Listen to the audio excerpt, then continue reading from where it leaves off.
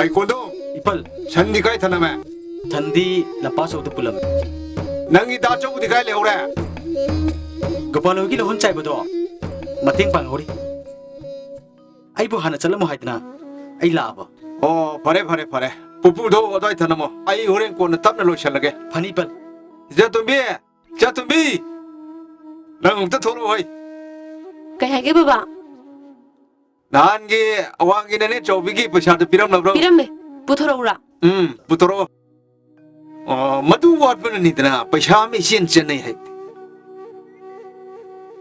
baba stalai re baba handak pai khanga madi a imphal gi ni ne hoi da lairaga college phabam da tamdoi ni ko akhoi swai da tam batal imana bising su loi ni imphal da tam ni hai hoine paikha tu da pass to ko ipa le university chalo chai singlo chaluro baba tamdoi ni ko hoine nabung hala ni lau subu gai che wa kra ni hoi baba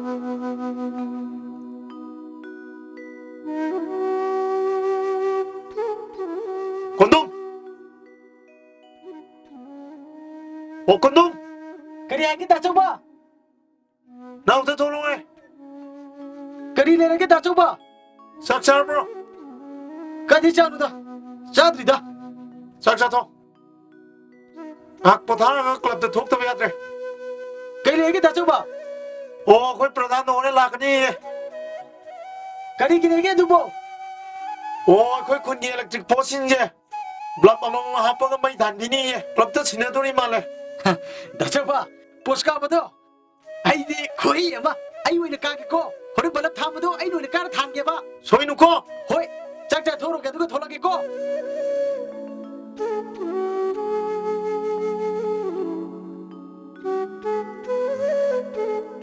ai kari nu ne hai na chin nau ngang na ri bu bo kai suna the da baba koi le kai electric posting je baba mo habo mai dhan dini kana karai de gi paisa na than dori koi kun ni pradhan paisa bidol mal adui tholo hai ai ababu ere phatabu ere lekai gi thabuk to buda mangjin ga tharunu miu ata bani machine khak tha da bani ko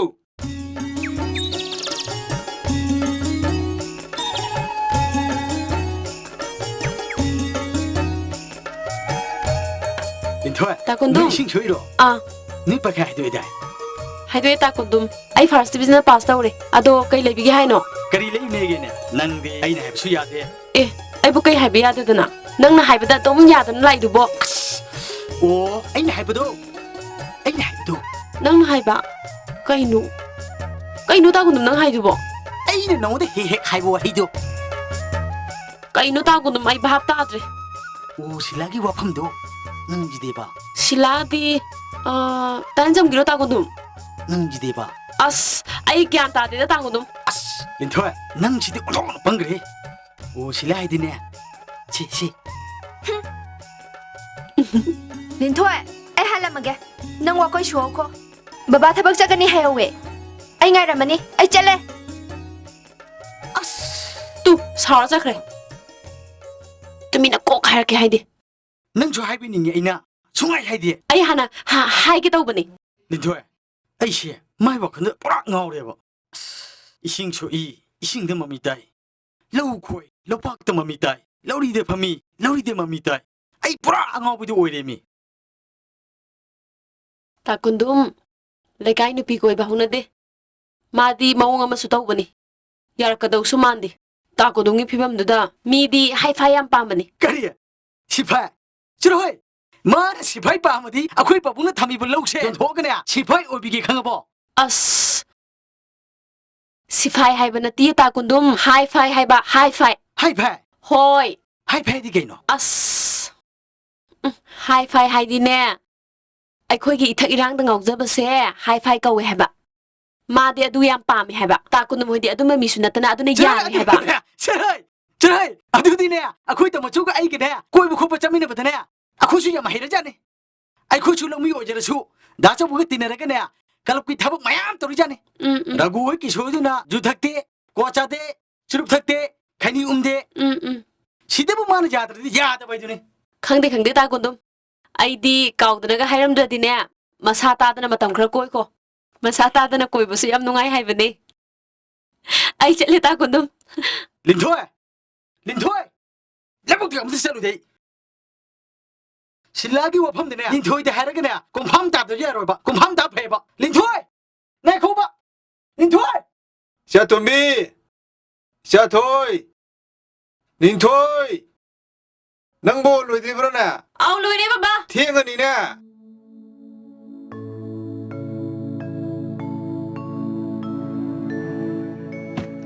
어이 아토포 랑베이 챵투나 니 토포야로이 나선보 나니아다 낭티는 시네라 마가 투나라우 팅은보야 데고 어이 낭보 로이디 브라나 나봉시 후레 할포도 몽 팅은이네 loi ne baba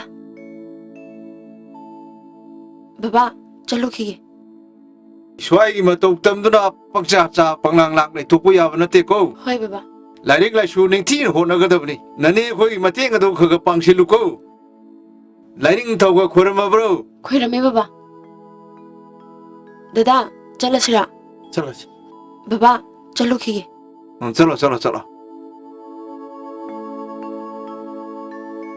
ta kondom ai cha tori lao o tar tar la e ning ti na saru ko ai bai bi ki chi yani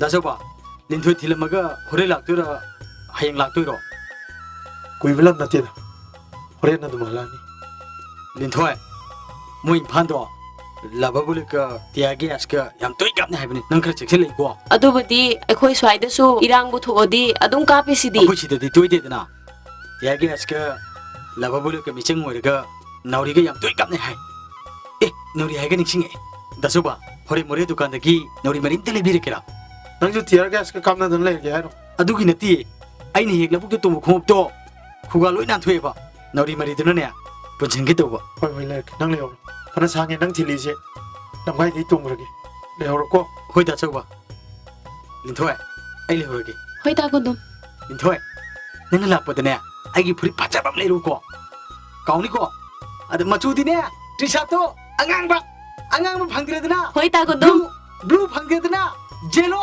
kauni ko lin thoi adu ne da chau ba ai gi nauri mari to lek ta di ne yaru ko kauni ko da chau ba hek lek ta ba da ai khungam je na thwe ko as sakraba sakre wa mata karibo ba kwa di sule sila ngai ko lin thoi ne no ne piu da ne kai num piram bani kaino ta kundo sapiro ai thenge ba ai di marang to budu da jung ne thanam be hore ne buki jo di sing chokula bu da ne ai choi da pirage ba masak siga lempu hek mala dana sila am de ngai ko di pi ne be ko tong cha am di phang ne hore di ne wakhal to ga pa cha na i thera ba pa cha na i khai ra ba adu ga mo du pi ra ba sila ai je lempu man jara ba chune nang bu di thamoi che na nung si ye I love you sila I love you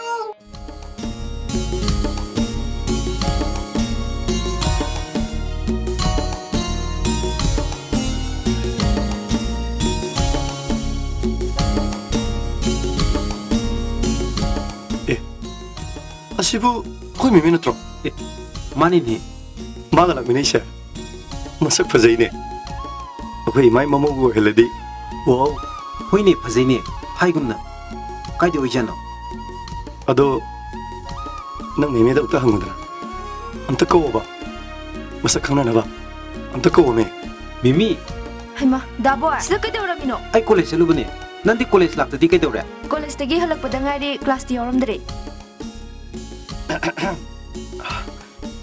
madi kana kodai dino akhoi se ni a makha rom dagi ni akhoi bunna college tamna ba admission to bulak pani akhoi college da punna tamina dor ba haisha ꯃꯤꯡꯗꯤ ꯂꯤꯟꯊꯣꯏ ꯗꯥ ꯅꯣꯡꯗꯝꯕ ꯑꯩꯈꯣꯏ ꯆꯠꯂꯨꯈꯤꯒꯦ ꯍꯌꯦꯡ college ꯀꯥꯔꯛꯇꯣꯏ ꯅꯠꯇ꯭ꯔꯣ ꯗꯥ ꯅꯣꯡꯗꯝꯕ ꯉꯥꯎꯁꯟꯅꯅꯨꯀꯣ ꯂꯩꯃꯤꯟꯅꯔꯒ ꯏꯅꯦ ꯇꯥꯛꯊꯣꯛꯁꯅꯤ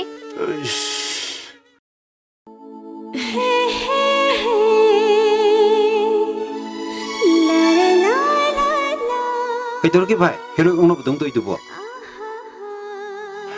ꯈꯪꯗꯦ ꯚꯥꯏ ꯃꯁꯤꯃꯗꯤ ꯌꯥꯏꯌꯦ ꯑꯗꯣ ꯅꯪꯅ ꯍꯥꯏꯒꯦꯔꯥ ꯃꯦꯃꯦ ꯊꯥꯖꯟꯒꯦꯔꯥ ꯌꯥꯝ ꯊꯨꯅ ꯇꯧꯗꯕ ꯌꯥꯗꯦ ꯍꯌꯦꯡ ꯀꯣꯂꯦꯖ ꯉꯟꯅꯕ ꯆꯠꯁꯤ ꯂꯥꯛꯑꯣ ꯑꯁ ꯅꯪꯁꯤꯗꯤꯕꯀꯣ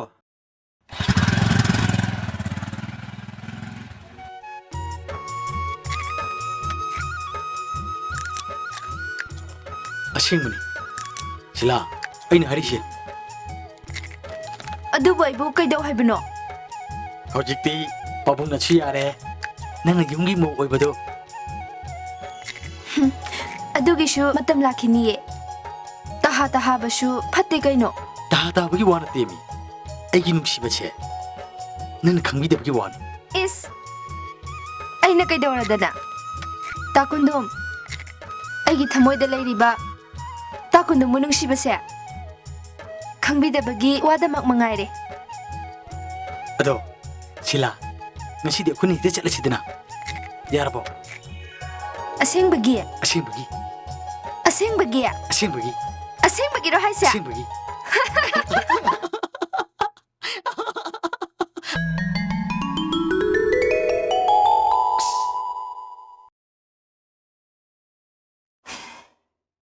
ꯃꯪ ꯐꯥꯎꯕꯗꯤ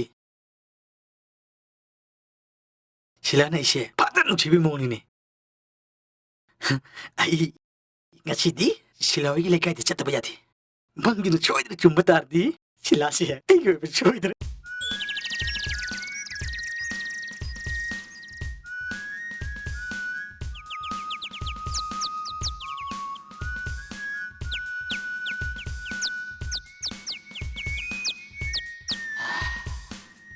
ꯃꯪ ꯐꯥꯎꯕꯗꯤ ꯐꯖꯈꯤꯕꯅꯤꯗ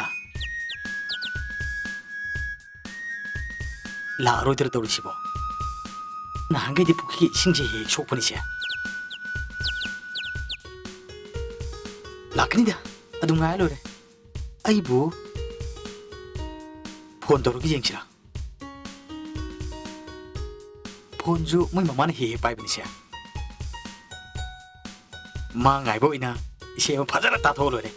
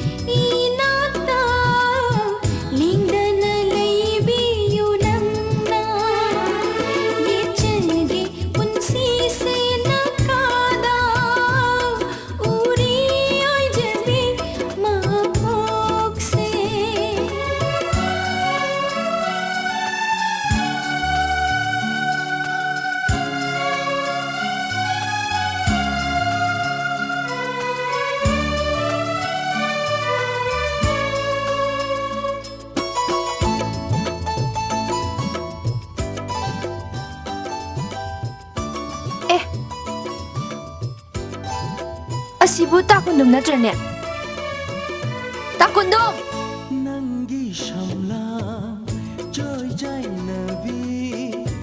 ꯇꯥꯀꯨꯟꯗꯣ ꯃꯤꯅ ꯀꯧꯕꯒ ꯇꯥꯗꯒꯩ ꯅꯪꯗꯤ ꯁꯤꯗ ꯀꯩꯗꯧꯔꯝꯃꯤꯕ ꯁꯤꯂꯥ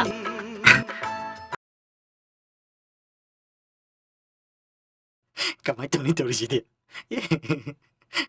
ꯂꯤꯟꯊꯣꯏꯅ ꯆꯤꯊꯤ ꯑꯃ ꯄꯤꯌꯨ ꯍꯥꯏꯕꯗꯣ ꯁꯤꯂꯥ ꯑꯗꯨ ꯄꯤꯔꯒꯦꯅ ꯂꯥꯛꯏꯕ ꯁꯤ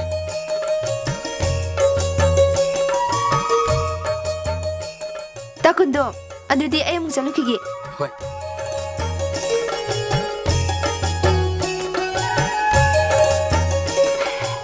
ꯆꯤꯊꯤꯗꯤ ꯂꯧꯈ꯭ꯔꯁꯦ ꯑꯗꯩꯗꯤ ꯃꯥꯅ ꯄꯥꯔꯅꯤ ꯑꯗꯩꯗꯤ ꯃꯥꯅ ꯑꯩꯅ ꯌꯥꯔꯅꯤ ꯑꯗꯒꯤ ꯑꯩꯒꯤ ꯑꯣꯏꯔꯕ ꯁꯣꯏꯗ꯭ꯔꯦ ꯌꯥ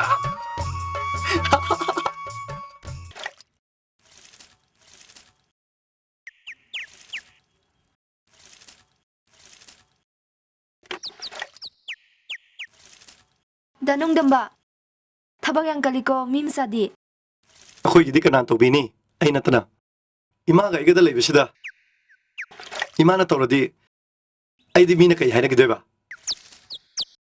ꯅꯪꯕꯨ ꯀꯥꯏ ꯆꯠꯀꯦ ꯍꯥꯏꯅꯣ ꯑꯩ ꯁꯤꯗ ꯂꯥꯛꯏꯅꯦ ꯉꯁꯤꯗꯣ ꯏꯃꯥꯒ ꯑꯩꯒ ꯀꯀꯥ ꯍꯣꯏꯒꯤ ꯂꯨꯍꯣꯡꯕ ꯑꯃ ꯆꯠꯇꯧ ꯂꯩꯌꯦ ꯑꯗꯨꯅ ꯏꯆꯦ ꯂꯤꯟꯊꯣꯏꯅ ꯀꯣꯂꯦꯖ ꯆꯠꯃꯤꯟꯅꯁꯤ ꯍꯥꯏꯖꯣꯅ ꯂꯥꯛꯏꯅꯦ ꯑꯁ ꯂꯣꯏꯔꯦꯍꯦ ꯑꯗꯨꯗꯤ ꯉꯥꯏꯈꯣ ꯃꯥꯅꯕꯨ ꯑꯩꯒꯤ ꯃꯔꯝꯗ ꯀꯩꯀꯩ ꯍꯥꯏꯒꯦ ꯅꯍꯥꯟꯒꯤ ꯑꯩꯅ ꯄꯤꯈꯤꯕꯗꯨꯗꯤ ꯌꯧꯈ꯭ꯔꯕ ꯄꯤꯈ꯭ꯔꯦ ꯅꯣꯏꯅꯦ ꯃꯤꯅ ꯖꯥꯠ ꯖꯥꯠ ꯌꯥꯝ ꯍꯥꯏꯅꯔꯕꯅꯤꯀꯣ ꯑꯩꯈꯣꯏ ꯃꯥꯁꯨ ꯈꯪꯉꯕꯅꯦ ꯑꯩꯈꯣꯏ ꯏꯅꯦꯗꯁꯨ ꯍꯥꯏꯗꯣꯛꯑꯒꯅꯦ ꯂꯨꯍꯣꯡꯅꯤ ꯍꯥꯏꯔꯕꯅꯤ ꯗꯅꯨꯡꯗꯝꯕ ꯑꯩ ꯆꯠꯂꯒꯦ ꯍꯣꯏ ꯍꯣꯏ ꯑꯩꯅ ꯍꯥꯏꯕꯗꯣ ꯁꯣꯏꯅꯨꯀꯣ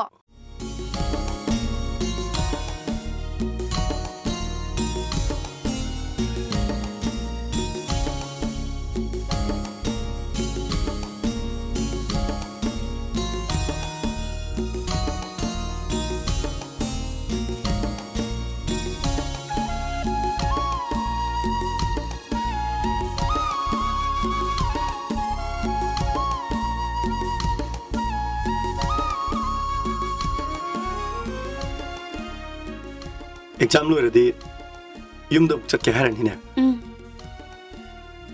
ꯑꯗꯨ ꯀꯔꯝ ꯀꯥꯟꯗ ꯑꯃꯨꯛ ꯂꯥꯛꯇꯣꯏꯅꯣ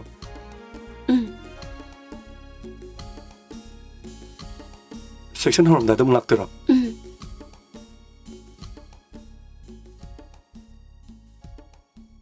ꯑꯁꯦꯡꯕꯅꯤ ꯂꯤꯊꯣꯏ ꯅꯣꯡꯃꯗ ꯑꯩꯁꯦ ꯅꯪꯕꯨ ꯎꯗꯕꯗ ꯂꯩꯇꯥꯐꯝ ꯈꯪꯗꯦ ꯑꯩꯅ ꯁꯨꯝ ꯉꯥꯡꯉ ꯅꯪꯅ ꯇꯨꯃꯤꯟꯅ ꯂꯩꯔꯒ ꯁꯤꯕꯨ ꯀꯩ ꯍꯥꯏꯅꯣ ꯑꯁꯦꯡꯕꯅꯤꯀꯣ ꯂꯤꯊꯣꯏ ꯑꯩꯈꯣꯏ ꯃꯥꯒ ꯅꯣꯏ ꯏꯅꯦꯒ 이반이기 말입니다. 와리 얌 사이 해보니. ꯀꯩ ꯍꯥꯏꯅꯩꯕ? 오 루홍톡피르니예. ꯈꯨꯡꯒꯪ ꯅꯤꯉꯣꯟ ꯑꯩꯅ ꯁꯦꯕꯥ ꯇꯧꯕꯕꯨ ꯅꯣꯏ ꯃꯥꯅ ꯌꯥꯔꯦ ꯍꯥꯏꯕ꯭ꯔꯣ? ꯐꯔꯦꯅꯦ. ꯍꯟꯗꯛꯇꯤ ꯑꯦꯛꯖꯥꯝ ꯍꯦꯛ ꯂꯣꯏꯕꯒ ꯌꯨꯝꯗꯒ ꯑꯝꯇ ꯍꯜꯂꯔꯣꯏ. ꯅꯣꯏꯗ ꯍꯦꯛꯇ ꯆꯪꯉꯛꯑꯒꯦ. ꯑꯗꯨꯁꯨ ꯌꯥꯝ ꯉꯝꯃꯦ ꯍꯥꯏꯕꯤꯗꯣꯏꯔꯥ?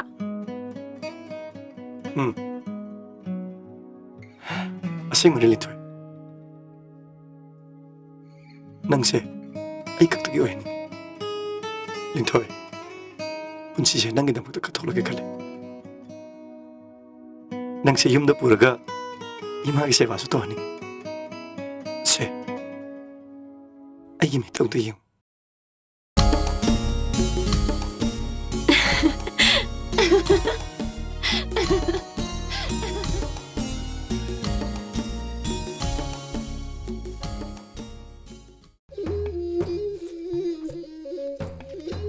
Bima, thulou lau, pochai je luk salu lau hai.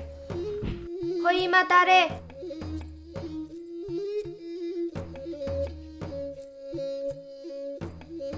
Noi da chau du kai then da theng na rai ne. Ima, sida lakani haibro. Lin thui da paisa thin ba lak pa ja ni. Noi da chau do. Ai theng na ba du da paisa do ingon da piram ga ne. Ma thabak le na chakra. Ado nang am ta thim biru cho se. Hoi ima.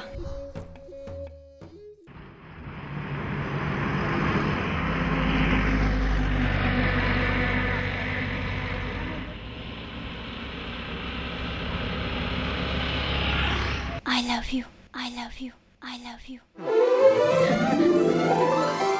Adumbu tanja saba numit amada phongdoke khanba yam kuiraba. Ngasidi isorna chanbire. Nasanna tamobu thamoi sengna nusije. Siam ta loksan biu. Ongta ngai bi ko. Engon na mun na ongta ying biu. Somna khali mi do onna brain ongta ying biu ba. Khajitang lan khibagi damak adum nei kai ba bi khanbi ganu. ꯔꯣ ꯁꯦꯝꯇ ꯂꯧꯁꯟꯕꯤꯌꯣ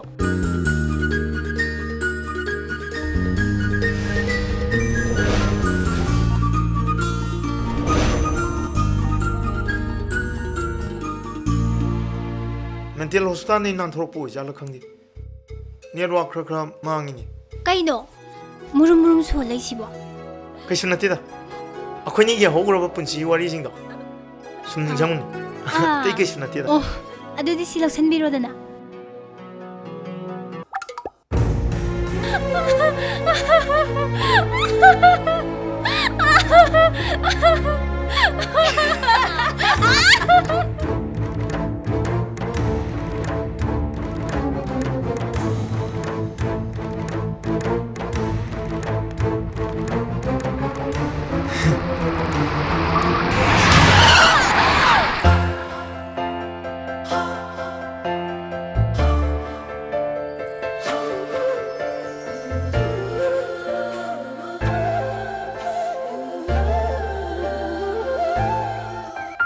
ꯃꯤ ꯑꯃ ꯆꯣꯞꯍꯟꯅꯕ ꯍꯣꯠꯅꯕꯗ ꯊꯋꯥꯏ ꯃꯥꯡꯒꯦ ꯇꯧꯏꯗ ꯑꯗꯨꯕꯨ ꯃꯥꯡꯉꯝꯕꯅ ꯐꯕꯅꯤ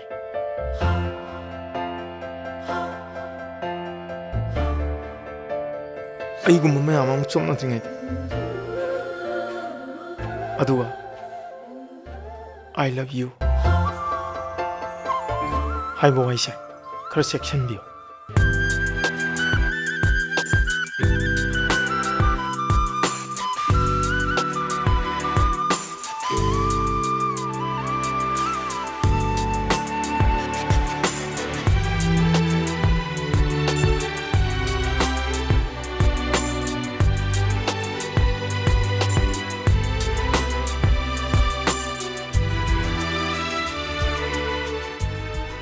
ꯀꯔꯤ ꯍꯥꯏꯔꯝꯃꯤꯅꯣ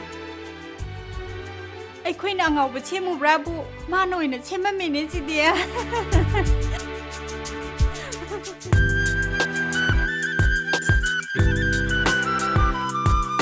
I love you ꯍꯥꯏꯕ ꯋꯥꯍꯩꯁꯦ ꯈꯔ ꯆꯦꯛꯁꯤꯟꯕꯤꯌꯨ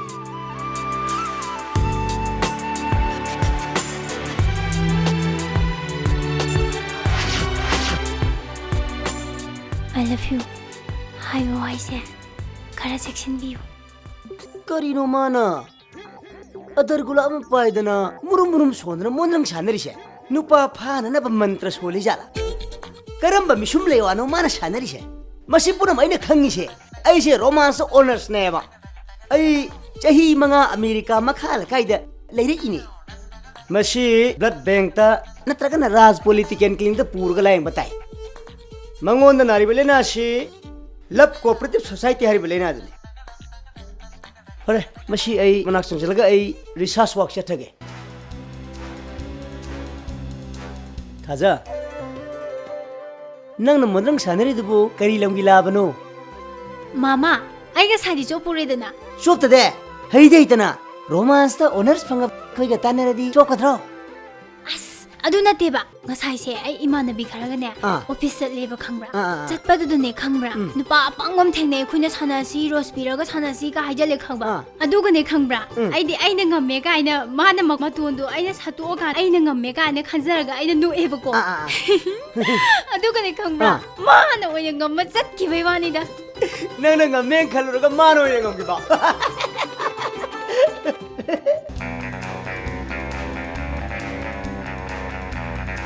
अदुदी याम Lurie नि बेमा ममिंग मथा लेफम चाफम खंग नतमिना कमाय चमथोंगनी अदुदनेबा आइना ngसाइ ग्यान तादगै उंग फमिसे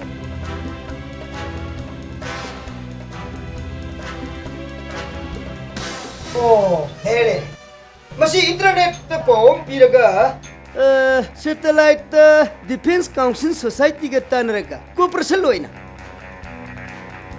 फंगद्रा ए फाइ फबम लेरे हेबी मा मसी खबर दा हापसी अदुगा अदरगुला मखोक तो पुबिरा अखोगी मखागी ठिकाना असिदा फजला सिनबिरो अवामन मतिक चाना कच्चगे मदुगी सुमतकता ngaरी केजी महके अस मामा ngarido nang ya phoro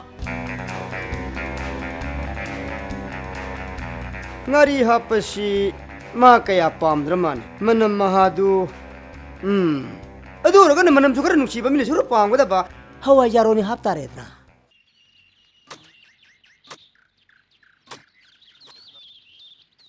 दाचो कदरकोनो अखोई खुंगंग कानब पीनेदना इम्फादी मी मैम सिलाव युमद लावेबा अखोनी चौ सिलावबा नंगना अरे अमदा थीदना लई अस थबक छूदना नुंगाइबा होंगदेनी मिसंग संग लेजदबा खोइदा कइम काना रोइने अदो अदु वा नते मी सिलाव युमदुदा लाओवे हाबदुदा ओ माइ जंग कामनीने अदो सच्ची लाओ इबानी ओ नंग चलुरो ओ अदु खंगजे आई चले को आई चले चलो चले खिला आई लव यू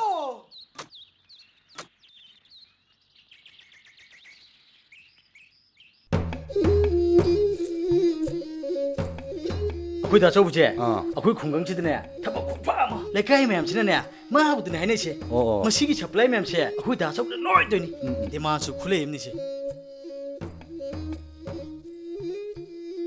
दाचौबा कइनो ना सुख थु लाइदे अइना हाइद्रो इचंग संग लेजदबा खोइदे कइम काना रोइना दाचौबा माइ दुबदु थोरोबा मादि मतुंग थोदि मना सु एकता दम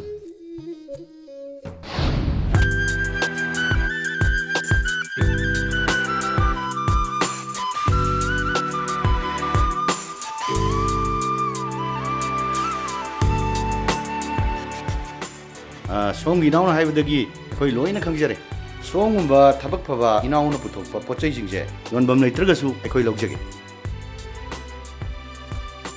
अदुगा पोथोक लेबा अफबा मरु मरांग पांबिरगसु अखोई सोइदना मतेंग तौजगे नोंग फादुकसु अखोई ऑफिस ता लेंबिरो अखोई मतेंग तौनबा सेम सारना लेजे ngasi gi थेंगे अखोई यौजखरगे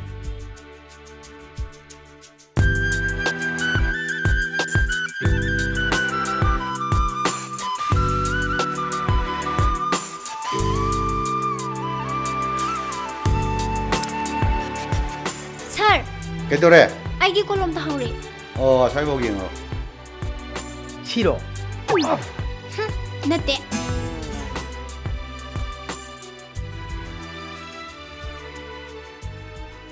इनाउ याम नुंगाइरे अदुदि अमु योरगेको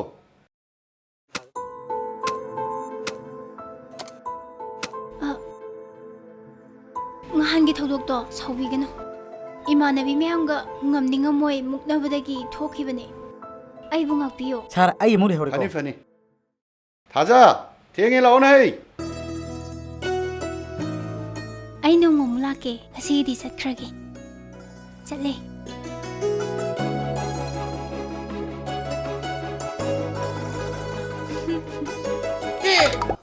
se aigine अदु नंगी नते दाय दाचबा बॉम्बेदा अइना नंगबु अमुक तंग पुगे खली बॉम्बे की फजरब दृश्य फाउरबी हेरोइन कक्का सखंग नहनगे बॉम्बेदा अइना नंगबु अमुक तंग पुगे खली mamton कइनो ngasi खोइ थाजि याम मोंदा नुवाने याम हराउना इमोशनल होरेदा mamton ngasi di ko yam nungai wani da khangbra ओ नुवाइ नि नोमता चापो लैदब नंगना ngasi लेरेसे याम नुवाइ रंगनेबा अदो मरम दंतो हायोबा rose makok pai hawala bado ngasi di a field da thengnak pai wani da O meeting फाटिंग फंदा मीटिंग रे चमथोंगनरबा नत्रो kai dei no da mi me amar tu do kamai cham thong adui no नंगसे थों पंगरे हे मियामर तोरसु माइ मिट ना सिनरग चमथोंना याद्रो मिट माइ खपतना सुगतना adu da ni ne mam to na ngasi bong nupi phangda leiri se अस ओडोक न मेलो ओइबा dialogue मा हेरे हे cup निंगे हे अदु बोई कप ओइ खांगे mam to kap kanu se ai na mafam du da gi nupi masak yam phajabi ma sembirani mam to mafam do kayam phajai khangbra फजा खलखिनी से सिगा से नंदी अपुंग बनि खलंगनी ने मफम दुगी तिम्फा कखै कौजिंग हारो तंदन नंदी लोइ फजरंगनी ए अदु बोइदी तंदन दुकी मरम चादना माना बिपिसु यावदना ngal दु कहिनो अइना किरिबा तंदन दो Nandi फजरंगनी yengu khudingda iphada phasai inungda nungsi mafamsida horiba upal wapal singsina hangli thamoida wahang kaya nangdi mafamsigi phasaba singse uraga thamoida kemta phawdabro Phawi. Nang yagi tau si uraga. Cela sing na ikai na loli si udra. Nangi aigi tau se uraga harawri ngune Nangi aigi tau se uraga harawri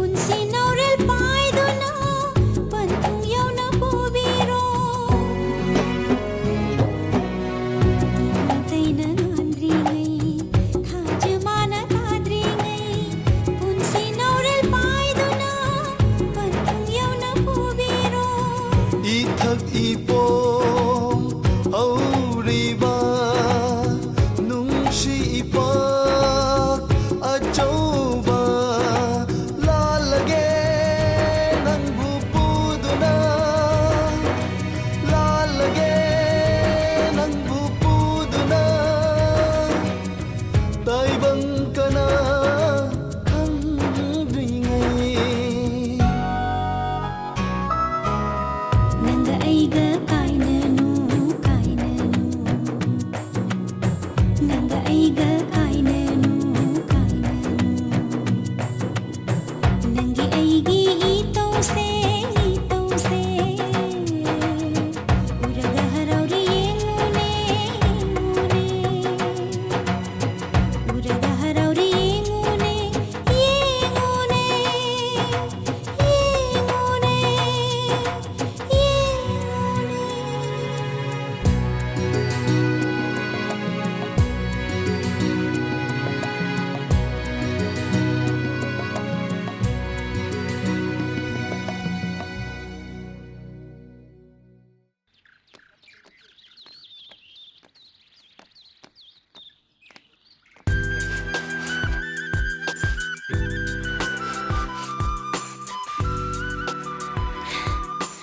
nakhoi yumse thibada aidi yang waru rengo kari thabaki sida sum phamjira imung changjira yanida akhoi sigumba se haina duna leiramni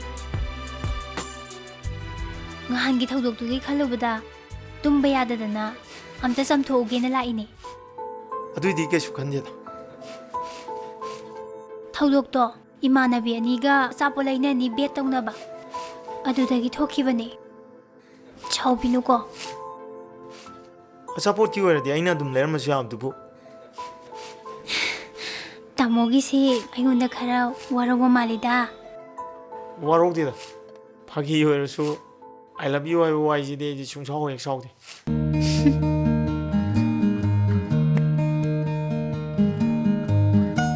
tamona tawriba pham do ai so ngamba mateng pangjagi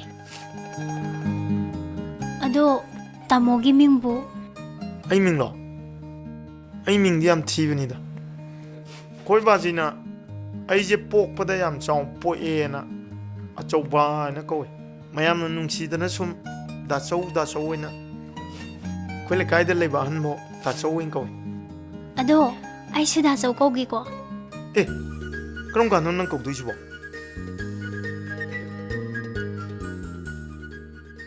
da chaw aingunda saudi saudre ko saudre da ai chatlage office time da na lakpane nongma mu laage chatle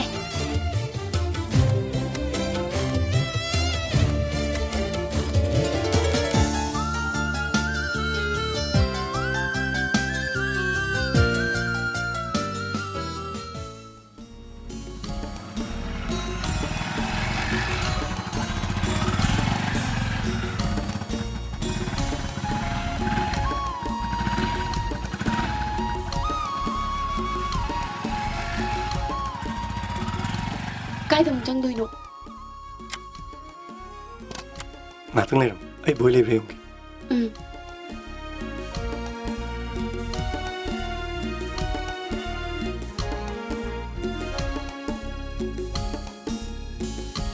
Boy! Boy! Kaitor kinong dama, nung doram si Ping Ping na. Lintoy doy na pudro na aman. Exam di kom duwa. Exam na exam ki thokpa. Lintoy di kay lehuge. Thonga da lehu. Ima oi baba oi lebra. Oh, le. Adudi sida kuina leroge. Chiga erom do in chalage. Ado boy. Nang yum da pau khra haibiko. Ayeng haido pa chatpudo lam lapani na khra nganna ba. Chalage. Na konong damba, pasha ka di orobo. Yaudi. Lerga di khra piro. Yam di yam dresi pashango. Yare boy.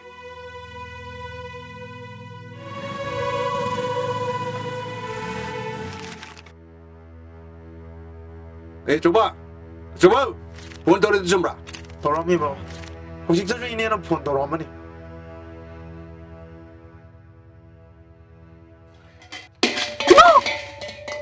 Eh, tu sibo. Tugayo, chapu yando, loi tugayo. wa Mai piron sing loi na mai thado. la kai mi khang na ka kai amda tap thaw ba Mai mi sang sang ma chung ya ya. Yung ma shi chang ma shu chung ya ya. Ma shi ba de chung chang chang. Ai shi ba de chung ma chang ma ya. Ma loi na mani. Ma ka mo ka ni yung ma shi chang ma ya. amda tap thaw yo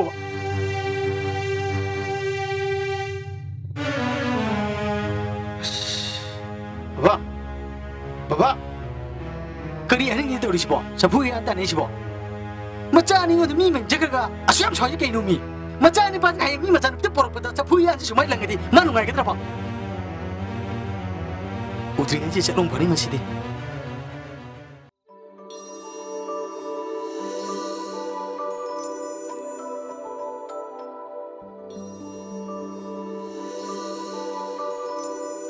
Tabak kana sule hawe hai ungdana ka lem ni jeung.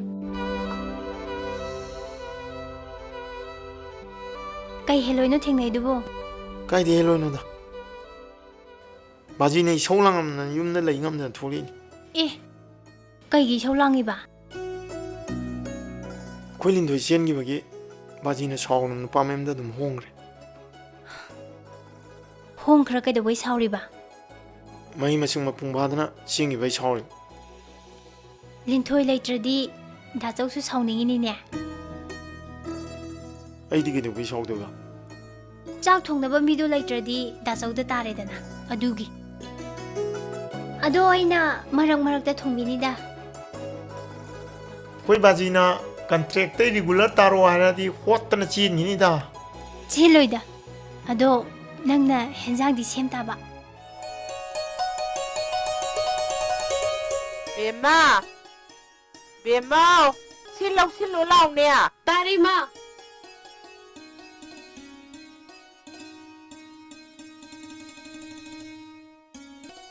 Nang bu doctor sakani dai nè. Hoi ma. Tamo di hawat krabro. Kadai sat kra. Walking toki bani ma.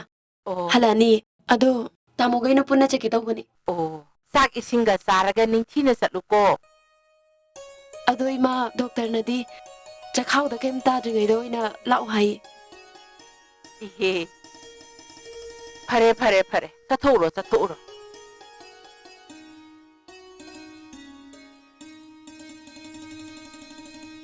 Ma, kenyang thong ge. Mana singai dana.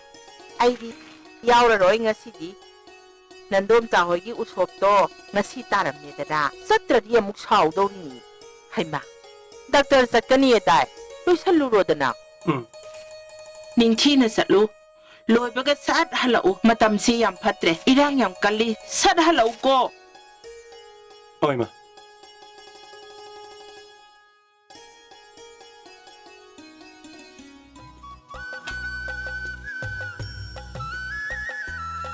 Nang itu loh baga sanggom nukhara semo. Hoi. Cak ti horin dokter deh halaga cara seba. Yai. Ado nang jihan nang marakti nacin narai ga jai. Yam pagal ene ko. Eh, kai dora ba.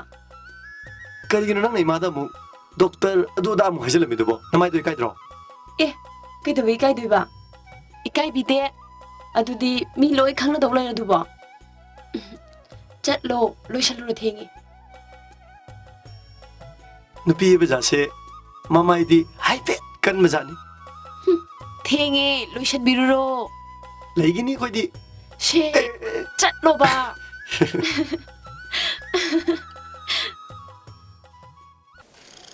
Bema, noi nong dambai dubu ai sai bi pa e ye chum jala ne.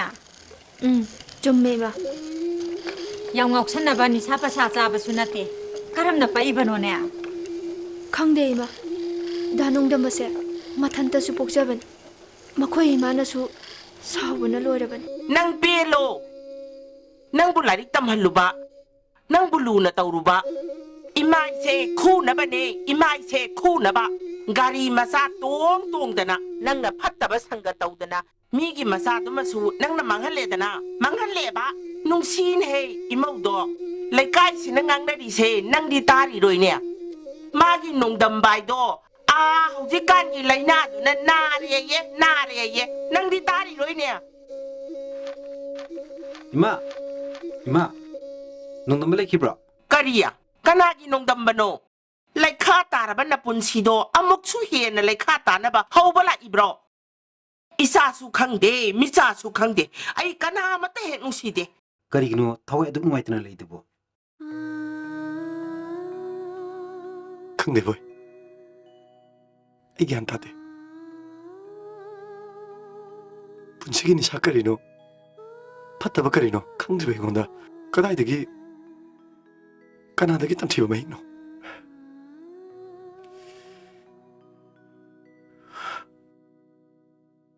ꯃꯉꯣꯟꯗ ꯂꯥꯟꯗꯤ ꯂꯥꯟꯈꯤꯗꯕꯅꯤ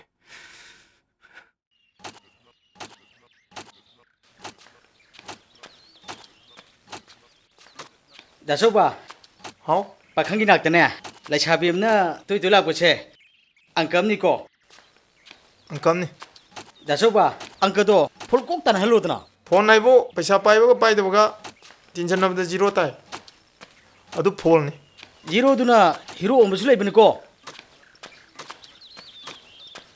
ꯑꯦ ꯗꯥꯆꯧꯕ ꯃꯅꯥ ꯃꯁꯤꯡꯒꯤ ꯗꯥꯛꯇꯔꯁꯤ ꯂꯥꯛꯑꯦ ꯍꯥ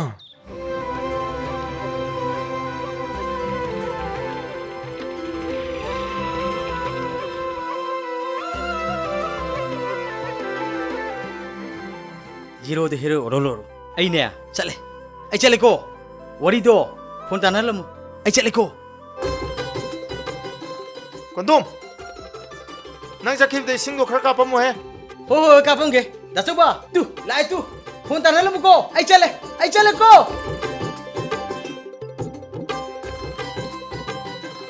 ꯗꯥꯆꯧ ꯇꯤꯜ ꯍꯤꯗꯥꯛ ꯄꯨꯔꯛꯄꯅꯦ ꯌꯨꯝꯗꯁꯨ ꯆꯪꯉꯨꯔꯦ ꯕꯥꯖꯤ ꯂꯩꯍꯧꯗ꯭ꯔꯣ ꯂꯩꯍꯧꯋꯤ ꯕꯥꯖꯤꯗ ꯑꯗꯨꯝ ꯄꯤꯔꯝꯃꯁꯨ ꯌꯥꯗꯨꯕꯨ ꯑꯩ ꯂꯥꯛꯄꯁꯤ ꯌꯥꯝ ꯀꯥꯏꯔꯕꯣ ꯑꯗꯨ ꯋꯥꯟꯇꯦꯗ ꯕꯥꯖꯤꯅ ꯅꯪꯉꯣꯟꯗ ꯁꯤꯟꯅꯔꯝꯃꯨ ꯃꯥ ꯒ꯭ꯌꯥꯟ ꯇꯥꯗꯦ ꯍꯥꯏꯕꯗꯨꯒꯤ ꯂꯥꯛꯄꯤꯕ ꯋꯥꯅꯤ ꯑꯩꯈꯣꯏ ꯕꯥꯖꯤꯅ ꯉꯥꯏꯈꯣ ꯅꯣꯏ ꯕꯥꯖꯤꯅ ꯑꯩ ꯎꯔꯒ ꯃꯨꯟꯅ ꯃꯨꯟꯅ ꯌꯦꯡꯉꯤꯁꯦ ꯀꯩ ꯑꯣꯏꯖꯥꯠꯅꯣ ꯑꯩꯈꯣꯏ ꯕꯥꯖꯤ ꯂꯩꯅꯥ ꯑꯃ ꯂꯩꯅꯤ ꯑꯦ ꯀꯩ ꯂꯩꯅꯥꯅꯣ ꯍꯥꯏꯁꯤꯕꯣ ꯃꯥꯗꯤ ꯂꯩꯁꯥꯕꯤ ꯃꯁꯛ ꯐꯖꯕ ꯎꯕꯁꯦ ꯆꯐꯨ ꯌꯥꯟꯗꯧ ꯃꯃꯤꯠꯇ ꯂꯣꯏ ꯎꯔꯝꯃꯤ ꯑꯣ ꯑꯩꯈꯣꯏꯗꯤ ꯊꯤꯕꯅꯤꯅ ꯆꯐꯨ ꯌꯥꯜ ꯑꯣꯏꯅꯗꯤ ꯎꯔꯝꯃꯔꯣꯏ ꯅꯪꯗꯤ ꯊꯤꯕꯅꯤꯅ ꯕꯨꯖꯥꯔꯤ ꯑꯣꯏꯅ ꯎꯔꯝꯕꯁꯨ ꯌꯥꯏ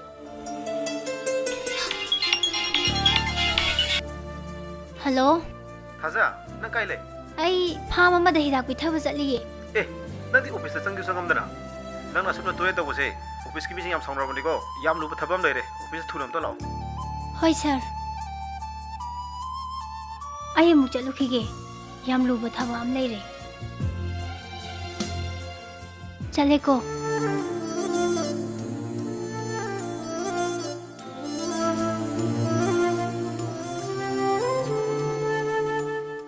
ꯃꯥꯗꯤ ꯑꯣꯐꯤꯁ ꯆꯠꯀꯅꯤꯅ ꯆꯠꯈꯤꯅꯦ ꯇꯥꯃꯣ ꯊꯥꯖꯪꯁꯤ ꯑꯣꯐꯤꯁꯇ ꯂꯥꯛꯇꯦ ꯉꯔꯥꯡ ꯅꯍꯥꯟꯁꯨ ꯑꯣꯐꯤꯁꯇ ꯂꯥꯛꯏꯅꯦ ꯂꯥꯛꯏꯗꯨꯁꯨꯅꯦ ꯑꯣꯐꯤꯁ ꯍꯦꯛ ꯆꯪꯉꯝꯕꯒ ꯊꯣꯛꯈꯤꯕꯗꯒꯤ ꯑꯗꯨꯝ ꯑꯣꯐꯤꯁ ꯑꯋꯥꯔ ꯐꯥꯎꯕ ꯃꯥ ꯑꯗꯨꯝ ꯍꯜꯂꯛꯈꯤꯗꯦꯗ ꯊꯥꯖꯁꯤ ꯊꯕꯛꯇꯤ ꯌꯥꯝ ꯐꯔꯝꯕꯅꯦ ꯑꯗꯣ ꯍꯟꯗꯛꯇꯤ ꯃꯥꯒꯤ ꯃꯑꯣꯡ ꯃꯇꯧꯁꯦ ꯑꯩꯈꯣꯏꯁꯨ ꯑꯩꯈꯣꯏ ꯃꯌꯥꯝ ꯃꯨꯟꯅ ꯈꯟꯅꯔꯕ ꯃꯇꯨꯡꯗ ꯆꯦ ꯑꯁꯤꯃꯇꯪ ꯊꯤꯜꯂꯨꯁꯤꯅ ꯑꯩꯈꯣꯏ ꯂꯥꯛꯆꯕꯅꯦ ꯁꯤ ꯂꯩꯖꯔꯦ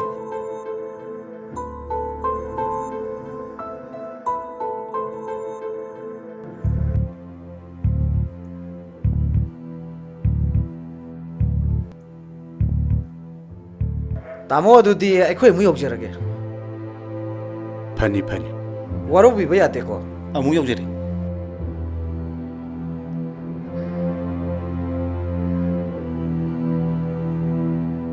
ꯑꯩꯒꯤ ꯏꯃꯥꯟꯅꯕꯤꯅ ꯃꯈꯣꯏꯔꯣꯝꯗ ꯌꯥꯝꯅ ꯇꯣꯏꯅ ꯎꯏ ꯍꯥꯏꯗꯅ ꯑꯩꯅ ꯃꯣꯏ ꯕꯕꯥꯗ ꯍꯥꯏꯖꯈꯤꯕꯗꯣ ꯍꯧꯖꯤꯛꯇꯤ ꯆꯨꯝꯃꯦꯗꯅ ꯅꯠꯇꯦ ꯀꯔꯤꯒꯤꯅꯣꯕ ꯃꯥꯅ ꯈꯨꯡꯒꯪ ꯅꯨꯄꯥꯗꯨꯗ ꯑꯗꯨꯛ ꯌꯥꯝꯅ ꯂꯨꯞꯄꯨꯔꯤꯗꯨꯕꯨ ꯃꯗꯨ ꯅꯠꯇ꯭ꯔꯕꯗꯤ ꯑꯇꯣꯞꯄ ꯅꯨꯄꯥ ꯑꯃꯠꯇ ꯂꯩꯇ꯭ꯔꯕ ꯖꯥꯠꯂꯣ ꯃꯁꯤ ꯌꯥꯝ ꯐꯔꯣꯏꯗꯧꯔꯤ ꯑꯩꯈꯣꯏꯅ ꯃꯊꯟꯇ ꯄꯣꯛꯆꯕꯅꯤ ꯍꯥꯏꯗꯅ ꯑꯩꯈꯣꯏꯅ ꯂꯨꯅ ꯇꯧꯔꯨꯕꯗꯒꯤ ꯁꯣꯏꯔꯤꯕ ꯉꯥꯛꯇꯅꯤ ꯑꯦ ꯕꯦꯝꯃ ꯉꯥꯏꯈꯣ ꯉꯥꯏꯈꯣ ꯀꯩ ꯍꯥꯏꯒꯦ ꯕꯕꯥ ꯅꯪ ꯀꯥꯏ ꯆꯠꯂꯨꯏ ꯑꯩ ꯑꯣꯐꯤꯁꯀꯤ ꯊꯕꯛ ꯑꯃ ꯆꯠꯂꯨꯕꯅꯦ 이씨, kayada ngakhrabano se. Nakhoigi upis ki mido hojik te yum chida la amibane. Tu che thanamiba. Se namito pena mukti yong chosalo. Yengo munna mukti yong chosalo.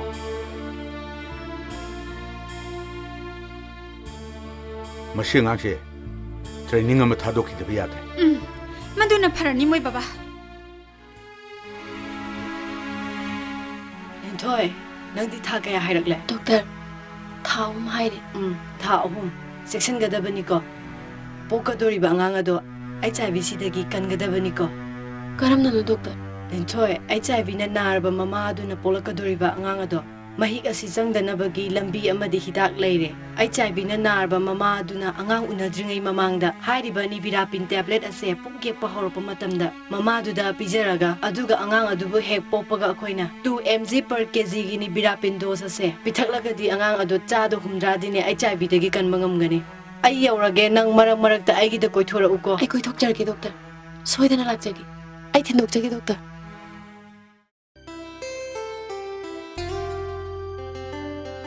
Milay bro! Milay bro!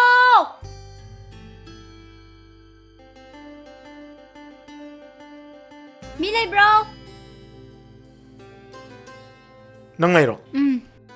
Sipam.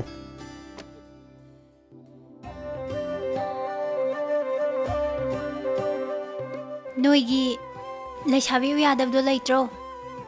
Ite, Karay sakiba? mamok tiba. Eh! Pipo na ba? Ikhoy dadi lahode na. Lamoy. Thangmana den ni changamoy. Kari ba? Kay lagi nang laibo. Laitro ni lang yadro.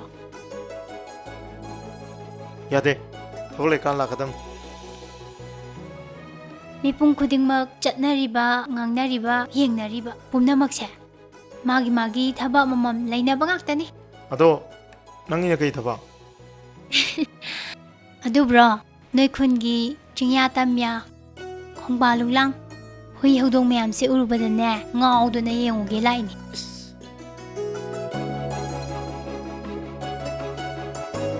Aidi, aingon nang ngawdan lai buiningol. Aidi nangondadi kaidobe ngawdiba. Nang nangawe na kangesu kanjaw.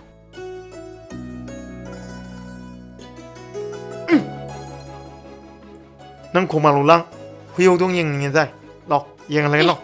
Lo. Lo.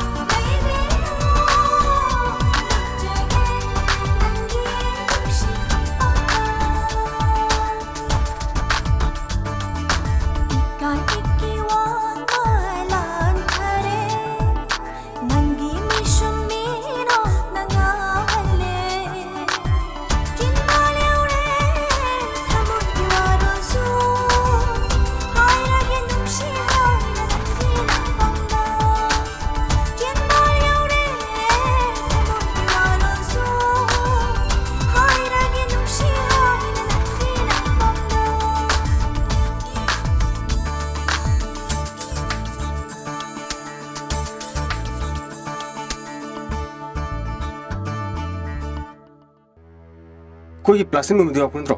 ꯌꯥꯎꯔꯦ ꯕꯣꯁ ꯑꯩꯈꯣꯏꯒꯤ ꯅꯣꯡꯃꯩ ꯑꯁꯥꯕꯁꯦ ꯀꯥꯟꯅꯩꯀꯣ? ꯍꯩ ꯇꯥꯕ꯭ꯔꯥ? ꯇꯥꯏꯌꯦ ꯕꯣꯁ. ꯂꯝꯕꯤꯗꯅꯦ ꯀꯅꯥ ꯀꯅꯥ ꯌꯦꯡꯉꯣ. ꯌꯦꯡꯒꯦ ꯕꯣꯁ. ꯅꯤꯁꯥꯁꯤ ꯈꯔ ꯋꯥꯠꯂꯤꯅꯦ.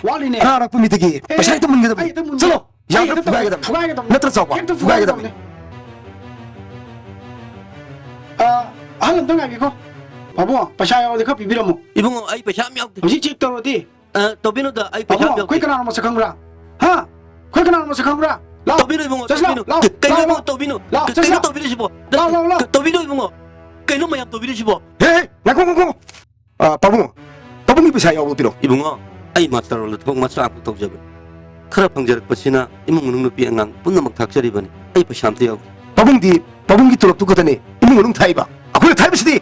빠붕 이거 뭐좀 참아리 빠붕. 파스나 행한테 필요 빠붕. 해한 파스나 행한 부터로. 넌 필요하다. 그이노 더비노 시보 이봉어 pesa yaudide. 넌 pesa yaudide. 아이기 누구디 로비 아이기 이만나버기 로비요 하이데나 로로포토로 아두다디 비비람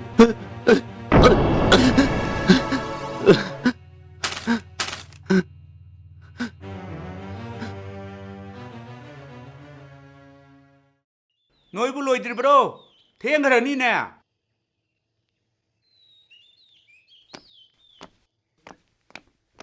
이베마 너희 바봉지 코라 몰라.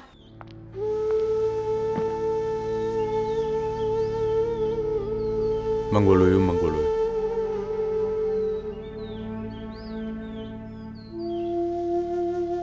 비나 데비 셰코름.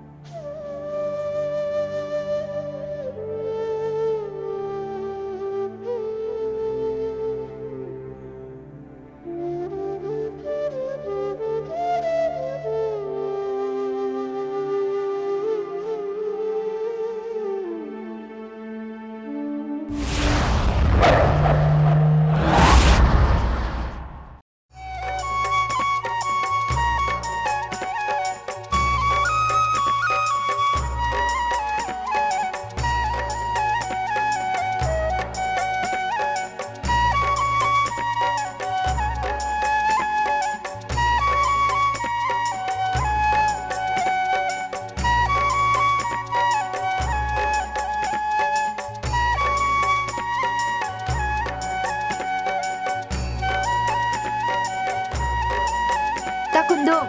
하오 Kamdaurige. 누가리 Imphal chatrabo.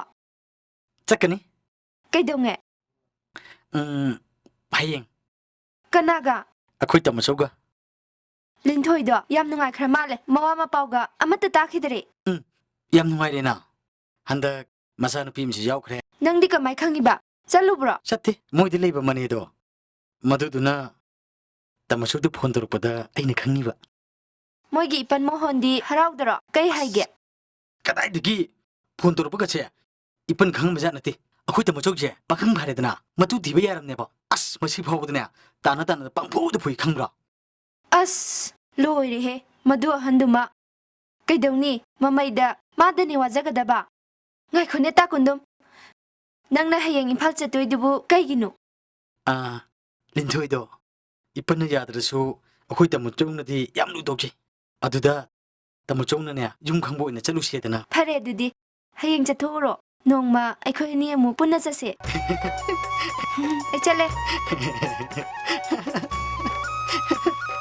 신라! 이번에 짜면 무슨 꺼놓고 임판다!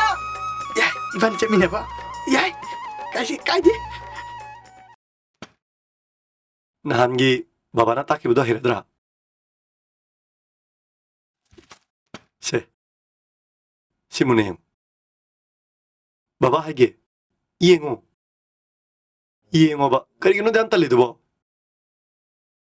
세 보복슬라니 아짜부슬레라니 나마카이 마마나스 군틴무도 하행덕이 바바나 틴도이니 마르목보네 세 신도 빠독세 Baba, ngarangi warido libyo. Aduga larik page. 파레 아두디 아한보다 바바나 nga랑 딱히부 세ring도 마티부터 해로 Once I saw a little bird come hop, hop, hop, and I cried, little bird, will you stop, stop, stop?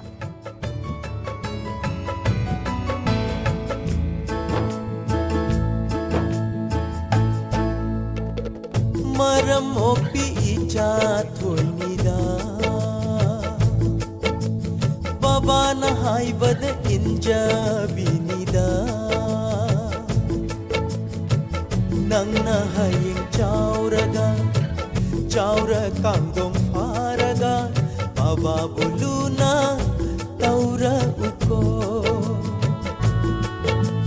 Baba buluna taura uko Maram mopi isa thoini imana hai pate inbini Nang na hayeng chauraga chaura yangon pharaga ima buluna taura uko Ima buluna taura uko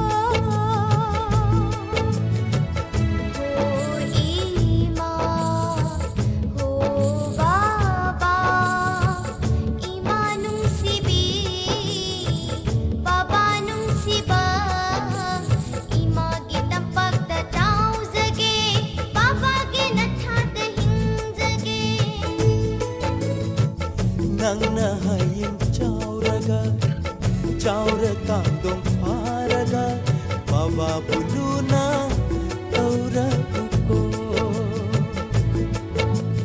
Baba buluna taura uko Baba buluna taura uko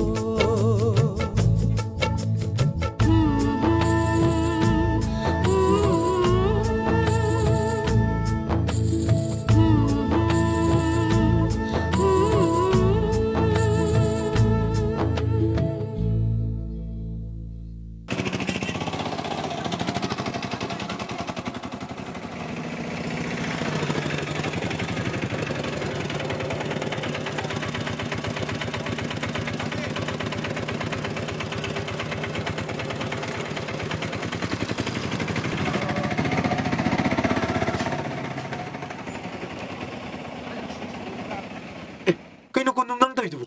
Nang ko yang dubo kayno. Inga mangdi kahit po nang bo. Nang mo ibahal siya mo talak dubo. Nang mo no ibaga yung chat leday. Tamacho, ay ga koi baji ga chapati ne mi lok san timba chapani. Lindhoi yum karam manu yem bagi wani. Ay mo kam ngelo. Siya po iniyo yum nelo.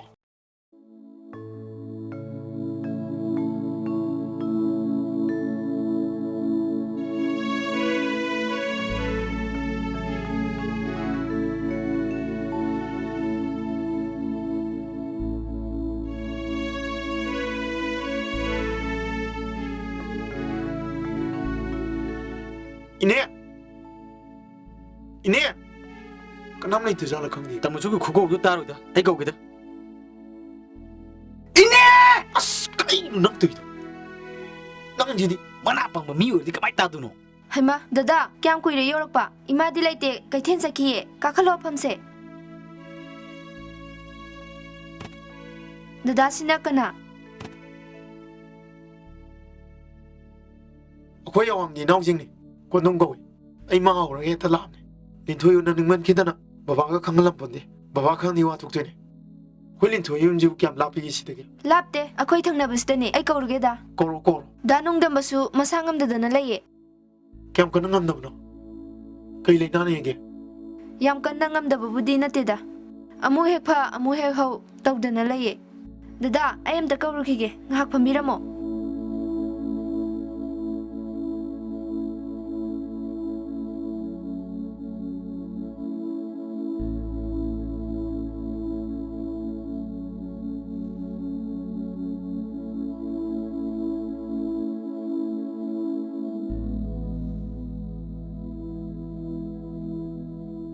Tamo, takut tuh nui koi đây đã. Abe, mama này, koi ra mo.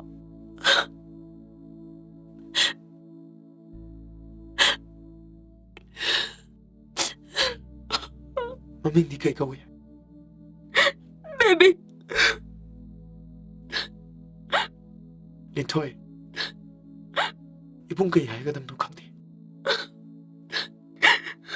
ꯕꯕꯥ ꯇꯧꯏꯁꯤ ꯌꯥꯝ ꯄꯦꯟꯗꯦ ꯏꯕꯨꯡꯅ ꯅꯪꯕꯨ ꯂꯧꯈꯠꯄꯤꯒꯦ ꯍꯥꯏꯔꯁꯨ ꯕꯕꯥꯒꯤ ꯃꯑꯣꯡ ꯅꯪ ꯈꯪꯉꯤꯗꯨꯅꯤ ꯇꯥꯃꯣ ꯑꯩ ꯀꯩꯝꯇ ꯋꯥꯔꯧꯗꯦ ꯕꯕꯥꯅ ꯁꯥꯎꯔꯤꯗꯣ ꯀꯣꯟꯅ ꯐꯖꯔꯛꯀꯅꯤ ꯕꯤꯕꯤ ꯅꯪ ꯃꯥꯃꯅꯤ ꯃꯥꯃ ꯀꯧ ꯅꯪ ꯁ꯭ꯀꯨꯜ ꯆꯠꯂꯣ ꯆꯠꯂꯦ ꯀ꯭ꯂꯥꯁ ꯀꯌꯥ ꯇꯝꯃꯦ ꯀ꯭ꯂꯥꯁ 3 ꯇꯝꯃꯦ ꯂꯤꯟꯊꯣꯏ ꯑꯩꯈꯣꯏ ꯑꯃꯨꯛ ꯆꯠꯅꯕ ꯇꯧꯔꯒꯦ ꯂꯝꯒ ꯊꯥꯕꯅꯦ ꯄꯣꯠ ꯆꯩꯁꯨ ꯂꯩꯒꯗꯕ ꯂꯩ ꯃꯥꯃ ꯑꯃꯨꯛ ꯆꯠꯂꯒꯦꯀꯣ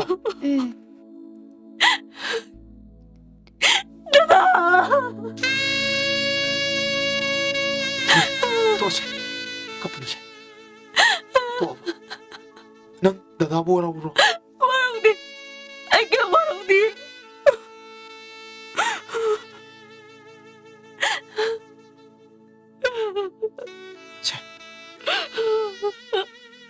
ꯁꯤ ꯄꯥꯏꯁꯜꯂꯣ ꯅꯣꯡꯗꯝꯕꯒꯤ ꯑꯅꯥꯕꯗꯣ ꯐꯅꯕ ꯌꯦꯡꯉꯣ ꯍꯤꯗꯥꯛ ꯂꯥꯡꯊꯛ ꯃꯇꯝ ꯆꯥꯅ ꯄꯤꯖꯧ ꯑꯕꯦ ꯃꯥꯃ ꯆꯠꯂꯨꯈꯤꯒꯦ ꯁꯤꯅ ꯅꯪ ꯑꯆꯥꯄꯣꯠ ꯂꯩꯌꯨꯀꯣ ꯂꯥꯏꯔꯤꯛ ꯀꯟꯅ ꯄꯥꯎ ꯗꯂꯥ ꯕꯕꯥꯗ ꯁꯥꯎꯗꯅꯕ ꯈꯔ ꯍꯥꯏꯌꯣ ꯑꯩ ꯌꯥꯝ ꯂꯥꯟꯒꯅꯤ ꯅꯪ ꯅꯨꯡꯉꯥꯏꯇꯕ ꯀꯔꯤꯝ ꯈꯟꯒꯅꯤ ꯗꯗꯥꯅ ꯐꯅꯕ ꯂꯣꯏ ꯁꯤꯟꯒꯅꯤ ꯑꯩ ꯌꯥꯝ ꯅꯨꯡꯉꯥꯏꯅ ꯂꯩꯍꯧꯔꯤꯅ ꯈꯔ ꯇꯝꯕꯤꯌꯣ ꯑꯩ ꯆꯠꯂꯨꯈꯤꯒꯦ ꯆꯠꯊꯕꯤ ꯆꯠꯂꯒꯦꯀꯣ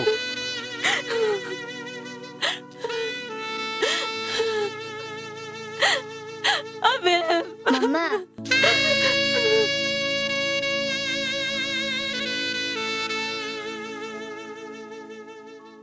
ꯉꯁꯤꯗꯤ ꯍꯛꯆꯥꯡꯗꯣ ꯌꯥꯝ ꯁꯣꯛꯆꯤꯟꯅ ꯎꯔꯦ ꯌꯥꯝꯅ ꯋꯥꯔꯕ꯭ꯔꯣ ꯉꯁꯤꯗꯤ ꯌꯥꯝ ꯋꯥꯏ ꯆꯥꯕ ꯊꯛꯄ ꯌꯥꯗꯦ ꯒꯨꯂꯤ ꯆꯥꯕ ꯐꯥꯎ ꯄꯟꯕꯗꯧꯅ ꯇꯧꯋꯤ ꯗꯣꯛꯇꯔ ꯉꯥꯛꯇꯪ ꯐꯝꯕꯤꯔꯝꯃꯨ ꯆꯥ ꯑꯝꯇ ꯐꯅꯤ ꯕꯤꯄꯤ ꯆꯦꯛ ꯇꯧꯊꯣꯛꯁꯤꯀꯣ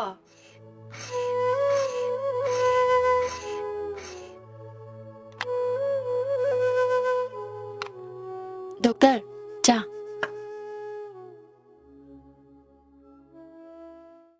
ꯁꯦ ꯌꯥꯗꯣ ꯑꯝꯇ ꯀꯥꯊꯣꯛꯑꯣ ꯂꯩꯗꯣ ꯑꯝꯇ ꯁꯥꯡꯅ ꯇꯤꯡꯊꯣꯛꯄ ꯌꯥꯕ꯭ꯔꯥ ꯌꯦꯡꯉꯣ ꯌꯥꯔꯦ ꯁꯣꯝꯒꯤꯁꯦ ꯀꯔꯝꯅ ꯑꯣꯏꯔꯛꯈ꯭ꯔꯤꯕꯅꯣ ꯗꯣꯛꯇꯔ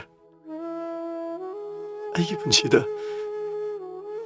ꯅꯤꯁꯥ ꯀꯔꯤꯅꯣ ꯈꯪꯂꯛꯇ꯭ꯔꯤ ꯐꯠꯇꯕ ꯊꯕꯛꯁꯨ ꯑꯃꯠꯇ ꯇꯧꯈꯤꯗ꯭ꯔꯤ ꯑꯗꯨꯕꯨ ꯑꯩꯅ ꯆꯤꯡꯅꯕ ꯊꯧꯗꯣꯛ ꯑꯃꯗꯤ ꯂꯩ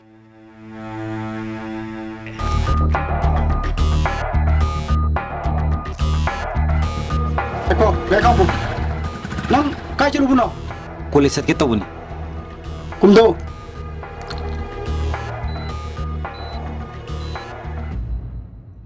ꯑꯌꯥꯎꯕ ꯁꯦꯜ ꯃꯣꯕꯥꯏꯜ ꯑꯩꯈꯣꯏꯗ ꯄꯤꯔꯝꯂꯒ ꯅꯪ ꯌꯥꯝ ꯂꯦꯝꯅ ꯆꯠꯈꯤꯕ ꯌꯥꯅꯤ ꯑꯩ ꯄꯩꯁꯥꯗꯤ ꯌꯥꯎꯖꯗ꯭ꯔꯦ ꯃꯗꯨ ꯌꯥꯔꯣ ꯒꯥꯔꯤꯁꯤ ꯊꯝꯃꯝꯃꯣ ꯃꯁꯤ ꯃꯆꯤꯟ ꯌꯥꯝ ꯐꯨꯝꯃꯤꯔꯦ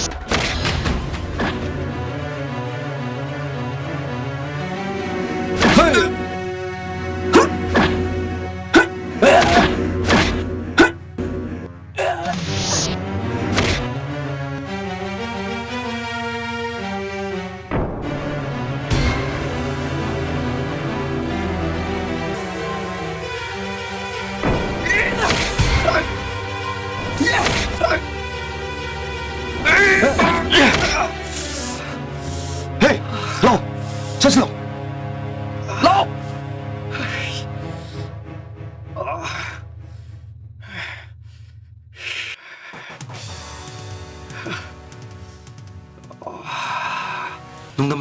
농담바, 촉브라, 하, 촉브라바. 예, 이투 시부케나 틸라미노. 그리고 뭐 맞은 거 뭐라 틸라 말해. 독터 자시라. 야네, 낭나 까마이 팅너리노. 아이 바톤 아마 팅베 절로보니. 할락보다 nga이두나 레라메. 짤로 짜세.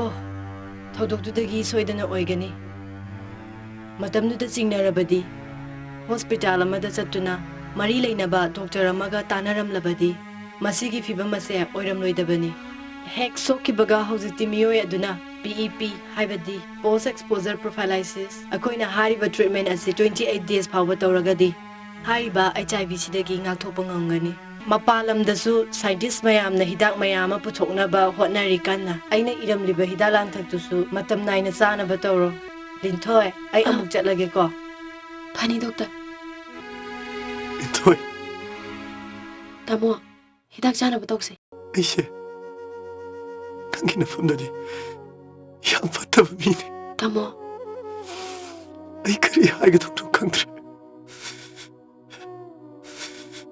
ꯂꯤꯟꯊꯣꯏ 이마디 타모 아비마디 아이가 시세 꼭지 한 놈이 타모 그 스토리 학상세 얌노와 후방은 피강이 타모 그 스토리 이신기다 타게 아이싱 나오르게 그 스토리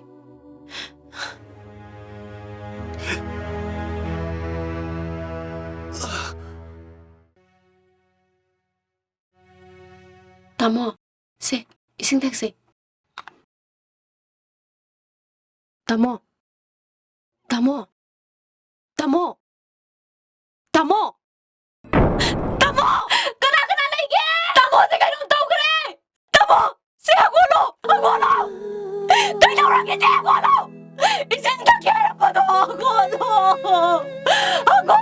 세 이 생각해라 거도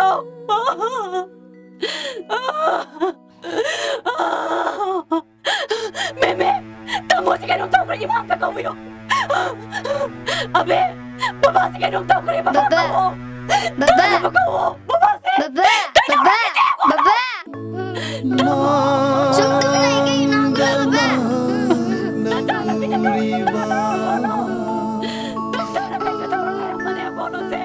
Angamba machugi mairana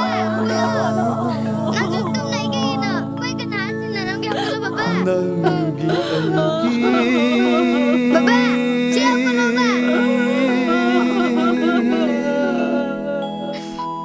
Pantung lambi tagline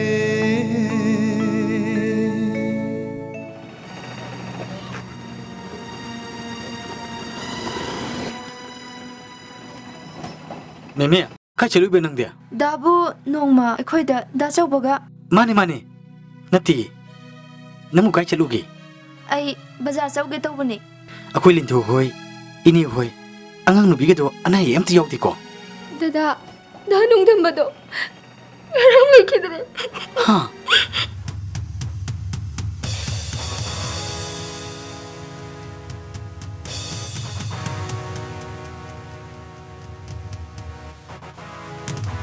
오 이빨! 이빨! करी आएगे कोनो करी ले रहा करी ताना सिगे वरिंदे ताना सेदना नचा लग चाहिए आयो आयो करी ले रहा करी आएगे इपल आई इम्फान चले इन्हें रचने की मचान भी मेमे दो आई ठेंगे रे ओ नंग नने रजनी की मचान भी मेमे ठेंगे रे है बा मान करी है रे बा आई बु करम तौरी अना ये यावब्रा हंगक प्रो इपल हंगई इन्हें रचने की मचान भी मेमे नने इपल बो अना ये याव देब्रा नुंगाई रे हंगई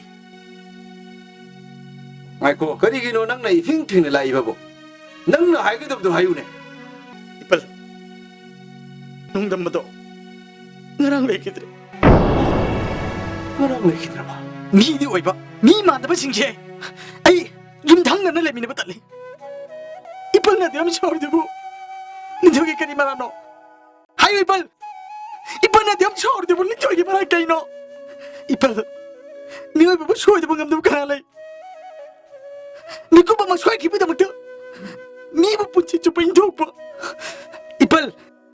ipal ki thamoi do नशा या जानिंगे इपल की तमोय दो करम तमोय दो करिए गिरे पने दे हम तमोय कलीबा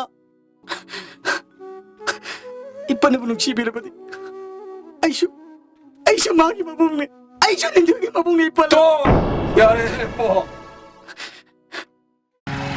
ꯕꯣꯁ ꯑꯗ ꯂꯩꯕ ꯅꯨꯄꯥꯁꯤꯗꯤ ꯑꯩꯈꯣꯏ ꯅꯣꯡꯃ ꯐꯨꯅꯈꯤꯕ ꯅꯨꯄꯥꯅꯤ ꯌꯥꯏ ꯑꯗꯨꯗꯤ ꯈꯥꯝꯃꯣ ꯑꯩ ꯇꯧꯒꯦ ꯂꯥꯏ ꯈꯥꯝꯃꯣ ꯅꯪ ꯌꯥꯝ ꯐꯥꯎꯕ꯭ꯔꯥ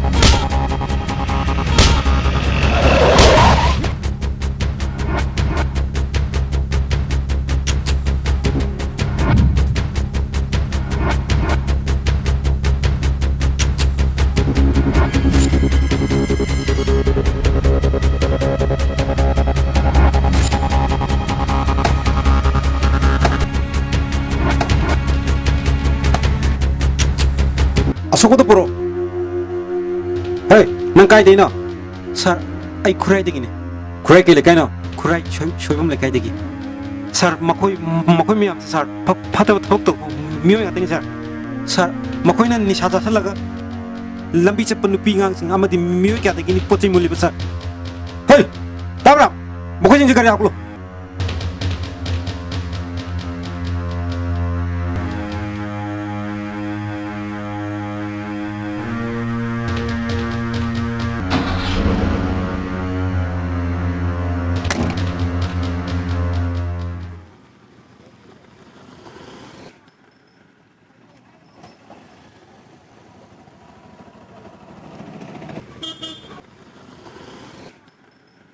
ꯅꯤꯡꯊꯣꯏ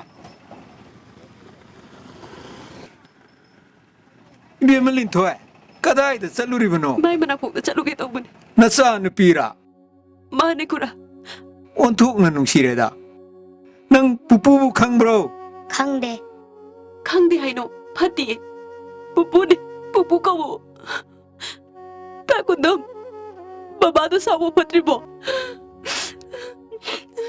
린토에 따드도 링지냠나 카이 ngang na biya din hey nang na hen khangli ba du ni ne phana kan na hai je bani nang ta ko nung ga igana adu bu ne arem bani ai koi phau bu ne nang gi mi chang chang hai du na ne koi bu shaw ri bani ne hey pare kura ai hok jik te yam nungai re abi ngi ma pasu lai ki da ba tha mani manga hai re imana kai thet kara phamaga madada ki phanga ba paisa du na imai cha hingi bade kura warunu sa sidi nong madine ma su soidana thamoi shong na kablak ki gani hare adu dine ai khoi mu gyor ge ko pani kura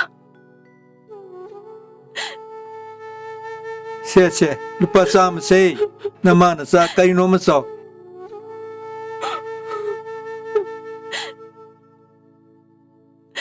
pare khoi mu chalu gi ge ko pani kura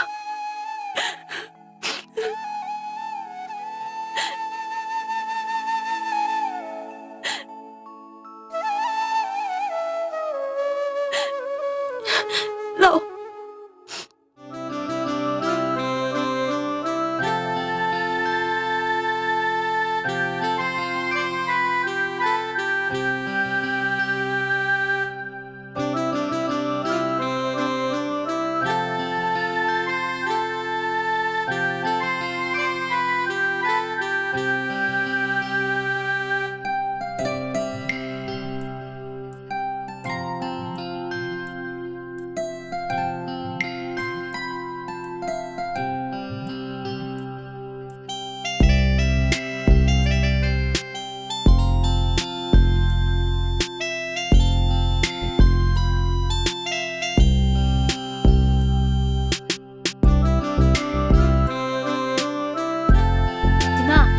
Baba, ay manabi hoy bukta chalukige. Haima, karino ni he? Yorokpada ngairi chatpagi wa hana hairi sibo. Yaro imungda hana amukta changu.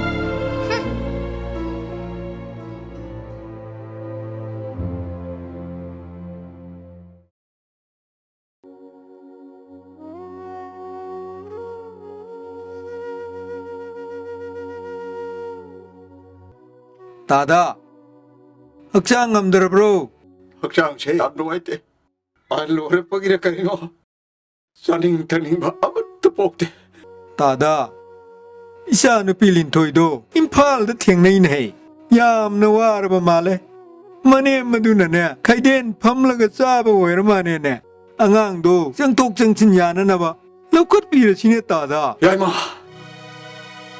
ꯑꯃꯟꯕ ꯆꯦꯅꯥꯒꯤ ꯑꯃꯟꯕ ꯋꯥꯔꯤ ꯑꯩ ꯇꯥꯅꯤꯡꯗꯦ ꯍꯥꯏꯈꯤꯕꯅ ꯑꯩꯒꯤ ꯑꯔꯦꯞꯄꯅꯤ ꯅꯪꯅ ꯃꯥꯕꯨ ꯅꯆꯥꯅꯤ ꯈꯟꯅ ꯅꯨꯡꯁꯤꯕ ꯑꯩ ꯀꯔꯤꯁꯨ ꯀꯥꯏꯗꯦ ꯑꯗꯨꯕꯨ ꯃꯥꯒꯤ ꯋꯥꯔꯤꯗꯤ ꯑꯩꯉꯣꯟꯗ ꯄꯜꯂꯛꯀꯅꯨ ꯑꯩꯉꯣꯟꯗ ꯂꯤꯔꯛꯀꯅꯨ ꯑꯩ ꯁꯨꯡꯆꯠ ꯇꯥꯅꯤꯡꯗꯦ ꯇꯥꯗ ꯑꯩꯈꯣꯏ ꯍꯧꯖꯤꯛ ꯑꯍꯜ ꯑꯣꯏꯔꯦ ꯄꯨꯛꯅꯤꯡ ꯐꯥꯊꯕ ꯃꯇꯝ ꯑꯣꯏꯔꯕꯅꯤ ꯊꯛꯇ ꯇꯤꯟ ꯁꯤꯀꯠꯂꯒ ꯏꯃꯥꯏꯗ ꯇꯥꯏ ꯍꯥꯏꯕꯗꯨꯅꯤ ꯂꯤꯟꯊꯣꯏꯕꯨ ꯇꯥꯗꯒꯤ ꯏꯆꯥ ꯅꯠꯇꯦ ꯀꯅꯥꯅ ꯍꯥꯏꯒꯅꯤ ꯐꯔꯦ ꯐꯔꯦ ꯇꯥꯗ ꯅꯅꯥꯎꯁꯨ ꯑꯃꯨꯛ ꯌꯧꯖꯔꯒꯦ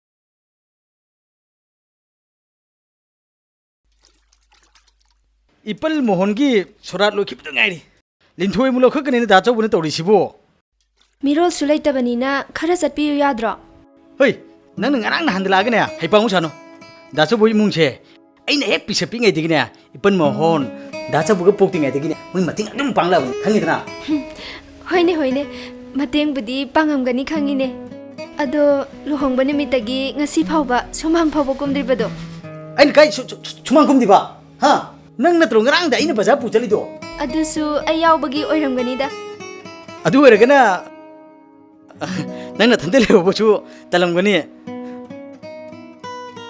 ꯑꯗꯨꯅ ꯗꯥꯆꯧꯕ ꯌꯨꯝꯗ ꯑꯩꯈꯣꯏꯅꯤ ꯄꯨꯟꯅ ꯆꯠꯁꯤꯜꯂꯛꯑꯣꯗꯅ ꯊꯕꯛꯇꯣ ꯐꯖꯅ ꯄꯥꯡꯊꯣꯛꯅꯅꯕ ꯃꯁꯥꯁꯤꯒ ꯇꯧꯔꯤꯁꯤ ꯌꯦꯡꯉꯨ ꯅꯨꯡꯁꯤꯗꯀꯣ ꯅꯨꯡꯁꯤꯕ ꯀꯥꯏꯁꯦ ꯃꯤꯕꯨ ꯀꯌꯥꯝ ꯕꯥꯇꯣꯟ ꯇꯧꯒꯦ ꯍꯥꯏꯅꯣ ꯌꯥꯝ ꯆꯥꯎꯅ ꯇꯧꯒꯗꯕ ꯅꯠꯇꯦꯗ ꯌꯥꯎꯗꯕ ꯌꯥꯗꯕ ꯈꯔ ꯄꯤꯁꯤꯔꯥ ꯍꯥꯏꯅ ꯇꯧꯅꯤ ꯂꯤꯟꯊꯣꯏ ꯃꯁꯥ ꯉꯝꯍꯧꯗꯦ ꯍꯥꯏꯕꯗꯨꯗꯤ ꯈꯔꯗꯤ ꯐꯧꯔꯕꯣ ꯃꯁꯥꯗꯤ ꯍꯥꯟꯅꯗꯒꯤ ꯑꯗꯨꯝ ꯆꯤꯐꯦꯠ ꯆꯤꯐꯦꯠ ꯅꯥꯏꯗꯨꯅꯤ ꯃꯥꯅ ꯍꯤꯡꯉꯤꯉꯩꯁꯤꯗ ꯂꯧꯈꯠꯍꯧꯗ꯭ꯔꯗꯤ ꯑꯩꯉꯣꯟꯗ ꯌꯥꯝ ꯅꯨꯡꯉꯥꯏꯍꯧꯔꯔꯣꯏꯅ ꯇꯧꯅꯤ ꯑꯗꯣ ꯃꯥꯒꯤꯗꯤ ꯀꯩꯀꯩ ꯄꯤꯒꯦꯅ ꯈꯜꯂꯤꯕ ꯑꯩꯅ ꯉꯝꯖꯕ ꯈꯔ ꯄꯤ ꯇꯥꯔꯦ ꯑꯩꯒꯤꯁꯨ ꯉꯝꯖꯕ ꯈꯔ ꯑꯗꯨꯝ ꯄꯥꯡꯉꯛꯀꯅꯤꯗ ꯑꯗꯣ ꯃꯇꯝꯁꯨ ꯈꯖꯤꯛꯇ ꯉꯥꯏꯔꯃꯤꯅ ꯃꯀꯨꯞ ꯃꯇꯥꯁꯤꯡꯗꯣ ꯈꯔ ꯌꯦꯡꯍꯧꯔꯨꯁꯤꯔꯥ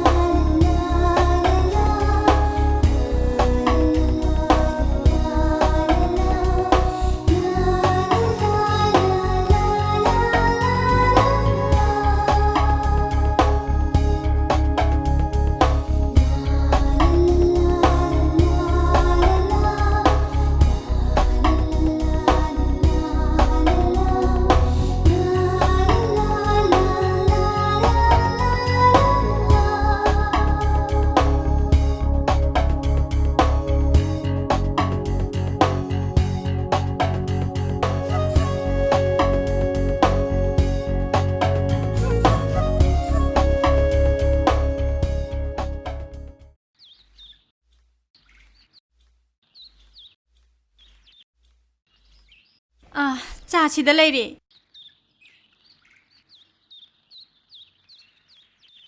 ꯃꯣꯏ ꯄꯥꯕꯨꯡ ꯅꯆꯥꯅꯨꯄꯤꯗꯣ ꯈꯨꯡꯒꯪꯗ ꯇꯣꯏꯅ ꯆꯠꯇꯨꯅ ꯂꯩꯔꯦ ꯍꯥꯏꯔꯤꯁꯤꯕꯨ ꯇ꯭ꯔꯦꯅꯤꯡ ꯆꯠꯂꯒ ꯈꯔ ꯐꯒꯗ꯭ꯔꯥ ꯍꯥꯏꯔꯒ ꯀꯔꯤꯅꯣ ꯃꯥꯅ ꯇꯧꯔꯤꯁꯤꯕꯣ ꯈꯪꯗ꯭ꯔꯦꯗ ꯑꯁꯥꯎꯕꯗꯣ ꯏꯕꯦꯝꯃꯒꯤ ꯃꯃꯥꯡꯗꯅꯦ ꯑꯃꯨꯛ ꯎꯠꯄꯤꯔꯨꯅꯨꯀꯣ ꯆꯦꯟꯈ꯭ꯔꯒꯅꯦ ꯗꯁꯥ ꯑꯃꯨꯛ ꯇꯥꯅꯅꯤ ꯑꯩꯈꯣꯏ ꯑꯅꯤꯅ ꯑꯣꯐꯤꯁ ꯆꯠꯇꯨꯅ ꯂꯩꯔꯦ ꯃꯥꯅ ꯈꯨꯡꯒꯪꯗ ꯆꯠꯇꯨꯅ ꯂꯩꯔꯦ ꯃꯁꯤꯕꯨ ꯁꯨꯝ ꯑꯩꯈꯣꯏ ꯌꯦꯡꯗꯅ ꯂꯩꯈꯤꯁꯦ ꯍꯥꯏꯔꯤꯔꯣ ꯑꯩꯈꯣꯏ ꯇꯣꯃꯩꯗꯣ ꯏꯕꯦꯝꯃ ꯁꯦꯟꯅꯅꯕ ꯑꯃꯨꯛ ꯀꯧꯔꯨꯗꯕ ꯌꯥꯗ꯭ꯔꯦ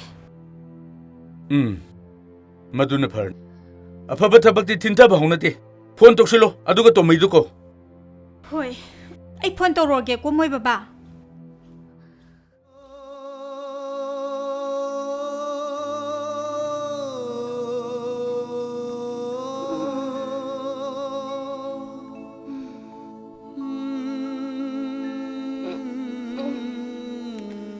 ꯑꯁꯦꯡꯕꯅꯤ ꯂꯤꯟꯊꯣꯏ ꯅꯣꯡꯃꯗ ꯑꯩꯁꯦ ꯅꯪꯕꯨ ꯎꯗꯕꯗ ꯂꯩꯇꯥꯝꯅ ꯈꯪꯗꯦ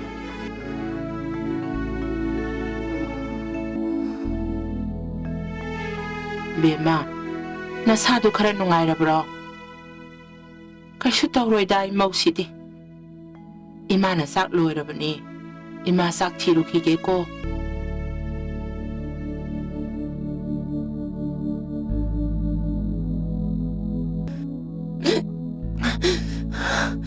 아베 마마 이제 그다닥해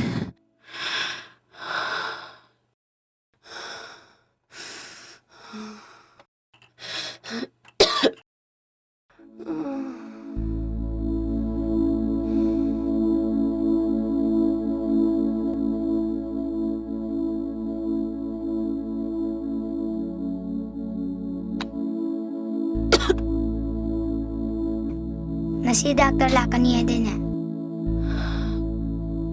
마마 파란이다. 마마 하나 파라가네. 스쿨 저 틴비네.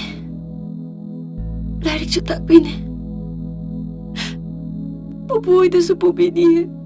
베마 싹시 사링이다 사코 묵당 자톡시도 호렌 굴리 사바 누아이나 봐 이마 일라 우러 이마 아이 작부 이자 자는데 대발시대 담비라모 아이고 하나 자르게 파레 파레 두디 이마 사이리버 싱실로 실루키게고 Mama, ay ilagke. Sa ko mamatang sase. 아베 마마 짝자는 거 파우디 마마 짝자라라 나 코에니 보보가 짝자 동미나루로 Tali kayso, mama chara di ko sa chara. चलो अबे बड़ा मोपने पारे से मामा चा खून तंग जार के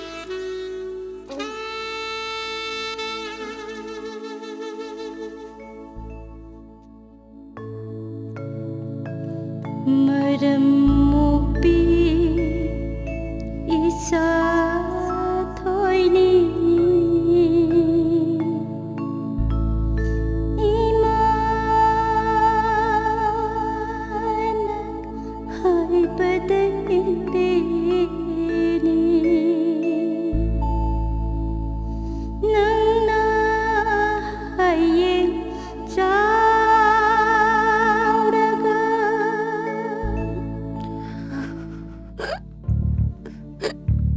Mabua!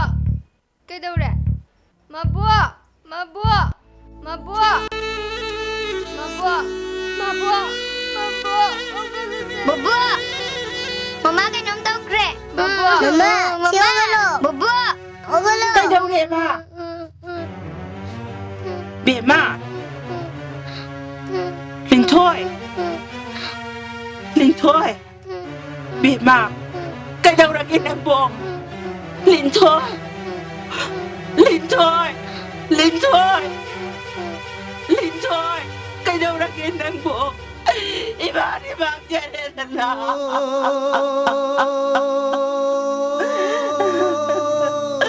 이만이 린토이 이만이 막자래나 까리노 낭나 따블리시모 농담마 난 무기만 뽑던 까리 밥 타우루박이 마이노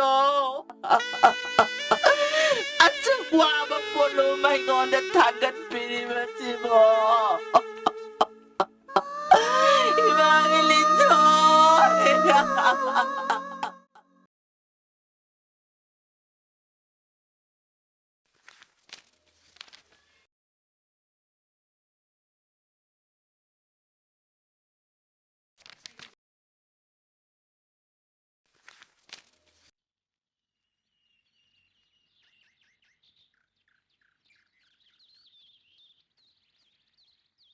ꯀꯔꯤꯒꯨꯝꯕ ꯑꯝꯇ ꯍꯪꯖꯒꯦꯕ ꯌꯨꯝꯁꯤꯕꯨ ꯂꯤꯟꯊꯣꯏ ꯍꯣꯏꯒꯤ ꯑꯣꯏꯕꯤꯔꯕ꯭ꯔꯥ ꯑꯣ ꯃꯥꯅꯦ ꯀꯅꯥ ꯂꯤꯟꯊꯣꯏꯗꯣ ꯑꯩꯈꯣꯏ ꯂꯤꯟꯊꯣꯏꯕꯨ ꯀꯩꯗꯧꯔꯒꯦ ꯂꯤꯟꯊꯣꯏꯗꯣ ꯍꯧꯖꯤꯛ ꯂꯩꯈꯤꯗ꯭ꯔꯦ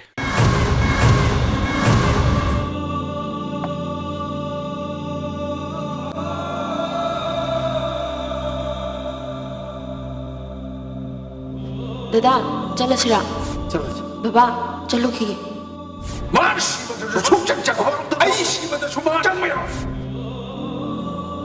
दादा बाबा तो सामने बकरा आयो नम नुआई तो कहीं खन दादा न फन बलोई चिंगन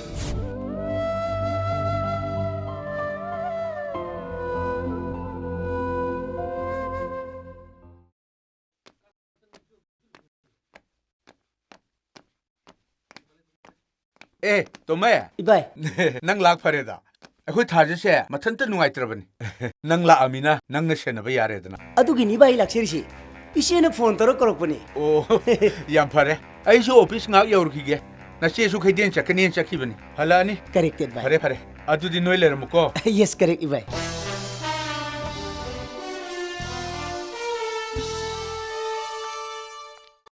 ए ममतो नंग लाक्पा याम फरे आई गसाइदगी थबक चटमिननबा मी लेता लेरमिनी से हे चुरी तबम तो होई देसु खंगे आइसी पूरा दिमा लेतर दे लेरमेने से पायो बा ए फाइनेंशियल मंगुन बौकाद्री नोय मुंग लेदे फुल लोन तारे चलो युम बौ ड्रॉप तोरमो हे सुम तुम तको नुपी लेते सियाद्री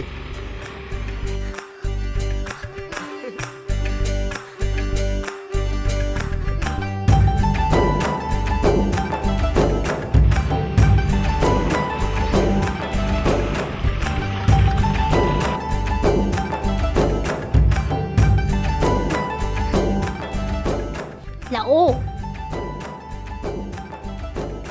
दाजो दाजो दाजो ए सोलो लिसिदी ए लुहोंग त भई हंसी त ngaर का युम थादो चलु नुपा दुबो मकोक तो सोजन लिक्यारो रंगनी अससलो बेम ससलो लेइत्री ससिलो मी ngai khoba mamto असलो लेइत्री ससिलो लो लो दाजो दाजो लो ओ हे मुला सि के दरोगे लो लो लो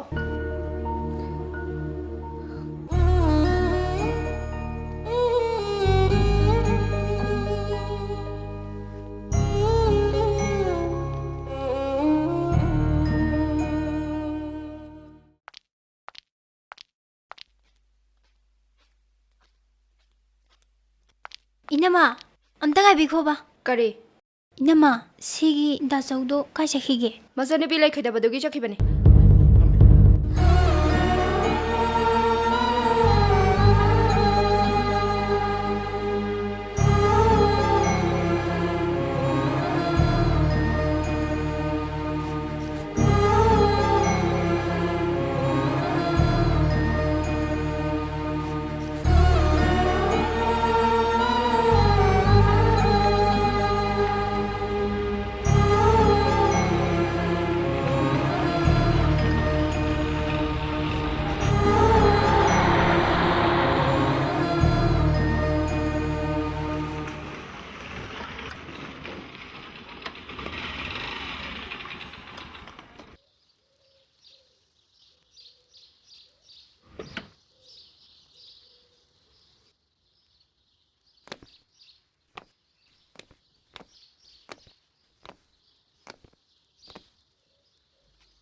लिंथोय होगी युमजिबु माने करी ताकबिगदबा दसौ लाख प्रो दासौदो अंगांग बोर्डिंग द थमुनेना पूरा चखरे फरे अदे खोय मु यौजरके फनी थाजा ससला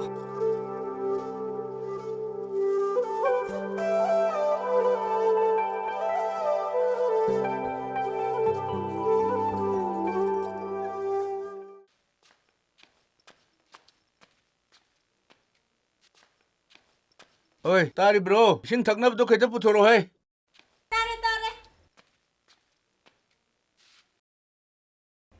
चाक तो अमुक चाथोपिरदि फदौनी कोन चारगे अमुक गायखोने कैदौरगे बेम थाजिसेना हाइबा आदे इंजीनियर तम्मी हाइबा इबुंगोदो थोले एने ए अदुदि हमना फरेना बाबाना अमुक्तंग चलगा निंगसिंबिबना फरोइद्रो होइने इताउदुसु उनतब कुइरे हयेंग सि चलगा इचा नुपीगा मागा नुपा मचादुगा सखंग माइखंग ननबा हयेंग सि सोइदना हाइरुरगे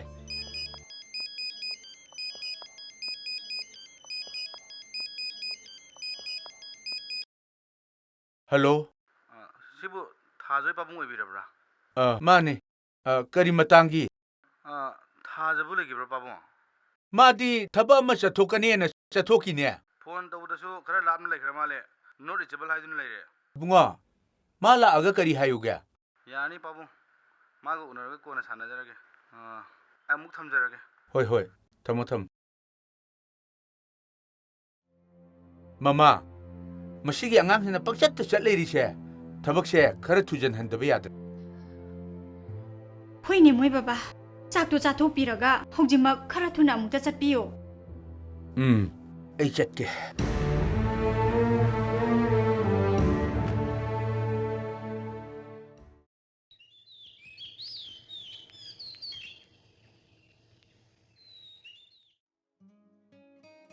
이붕어, 나코이기 바바코이, 아이코이, 안강 오이링에다기 얌나 루나 띠느락빠 마룹니네. 나코이나 강다바기 와니네. 호이 바봉. 이문기 막고 마다 시수네. 빠해 로이선 바야다바. 이붕어. 이마. 아이코이기 타자제 너희 강나오. 아스 마디네. 잉엉엉자바 이짬짬자바니. 이베마 짜도 로이드리브라 부터로네.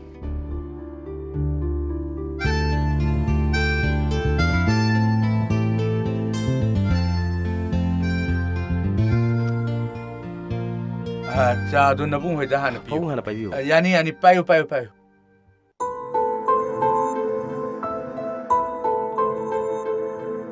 이붕어 마니 아이기 자누피 타자 하이바도.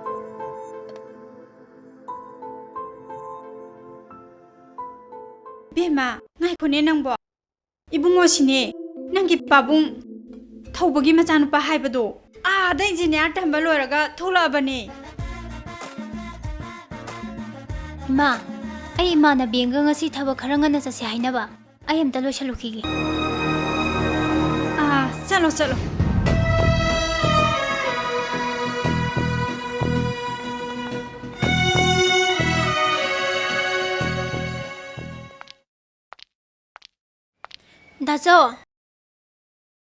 다저 이비엠마 까나 운너비게다바. 다저부 어쩌우버도 마는 욕제비 맞선 비두기 마사도 파리카다 파스타에나 오자징나 까웨나 삭기나 해. ꯆꯠꯈꯤꯕ ꯀꯌꯥꯝ ꯀꯨꯏꯔꯒꯦ? ꯌꯥꯝꯅ ꯊꯨꯅ ꯍꯜꯂꯛꯀꯅꯤ. ꯑꯆꯧꯕꯁꯦ ꯃꯥꯒꯤ ꯊꯕꯛꯁꯤꯡ ꯑꯁꯦ ꯑꯃꯛꯇ ꯊꯥꯗꯣꯛꯄ ꯌꯥꯕꯖꯥꯠ ꯅꯠꯇꯦ. ꯑꯉꯥꯡꯗꯨꯒꯤꯗꯃꯛꯇ ꯈꯟꯕꯗꯅꯦ ꯃꯥꯁꯦ ꯃꯌꯨꯝ ꯃꯀꯩꯒ ꯄꯥꯅꯦꯅ ꯈꯟꯗ꯭ꯔꯕꯖꯥꯠꯅꯤ. ꯑꯗꯣ 이비엠마는 까나? ꯄꯥꯕꯨꯡ ꯑꯩꯒꯤ ꯃꯤꯡ ꯊꯥꯖ ꯀꯧꯏ. ꯗꯥꯖꯧ ꯂꯥꯛꯑꯀꯥꯟꯗ ꯊꯥꯖ ꯂꯥꯛꯑꯝꯃꯤ ꯈꯔ ꯇꯝꯕꯤꯌꯨ. ꯍꯣꯏ. ꯄꯥꯕꯨꯡ ꯑꯩ ꯑꯃꯨꯛ ꯆꯠꯂꯨꯈꯤꯒꯦ. ꯌꯧꯔꯣ.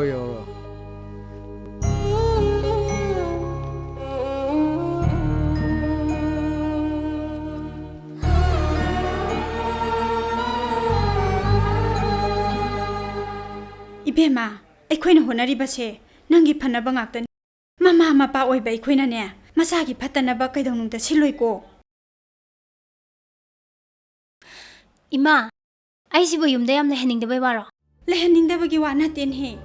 ꯃꯆꯥꯅ ꯐꯅ ꯅꯨꯡꯉꯥꯏꯅ ꯂꯩꯈꯤꯕꯗꯣ ꯃꯃꯥ ꯃꯄꯥ ꯑꯣꯏꯕ ꯑꯩꯈꯣꯏꯒꯤ ꯑꯄꯥꯝꯕꯅꯤꯅꯦ. ꯅꯨꯄꯥꯗꯣ ꯀꯩꯅꯣ ꯀꯅꯥꯅꯣꯁꯨ ꯃꯁꯛꯁꯨ ꯈꯪꯗꯅ ꯏꯟꯖꯤꯅꯤꯌꯥꯔ ꯑꯣꯏꯔꯦꯅ ꯍꯦꯛꯇ ꯐꯔꯝꯃꯗ꯭ꯔꯣ? ꯍꯦ ꯅꯄꯥꯅ ꯃꯨꯟꯅ ꯈꯪꯉꯒ ꯍꯥꯏꯔꯛꯑꯕꯅꯤꯅꯦ. ꯕꯕꯥꯅ ꯈꯪꯉꯁꯨꯅꯦ ꯑꯩꯗꯤ ꯁꯨꯈꯪ ꯈꯪꯗ꯭ꯔꯤ. ꯑꯩꯗꯤ ꯂꯨꯍꯣꯡꯕꯁꯦ ꯁꯨꯡꯉꯝ ꯉꯝꯃꯣꯏ. ꯅꯪ ꯑꯗꯨꯝꯅ ꯇꯧꯅꯨꯀꯣ. ꯅꯄꯥꯅ ꯌꯥꯝꯅ ꯁꯥꯎꯔꯕꯅꯤ. ꯅꯣꯏ ꯍꯥꯏꯔꯛꯏ ꯍꯦꯛꯇ ꯌꯥꯔꯗ꯭ꯔꯣ? ꯑꯩꯁꯨ ꯑꯩꯒꯤ ꯐꯅꯕꯗꯤ ꯏꯁꯥ ꯁꯤꯟꯖꯅꯤ. ꯍꯩꯃꯥ ꯀꯔꯤꯅꯣ ꯃꯁꯤꯅ ꯇꯧꯔꯤꯁꯤꯕꯣ? ꯗꯥꯛꯇꯔ ꯄꯥꯝꯕꯤ, ꯏꯟꯖꯤꯅꯤꯌꯥꯔ ꯄꯥꯝꯕꯤ, ꯊꯤꯀꯥꯗꯔ ꯄꯥꯝꯕꯤ ꯑꯝꯇ ꯈꯥꯝꯗꯦꯗ.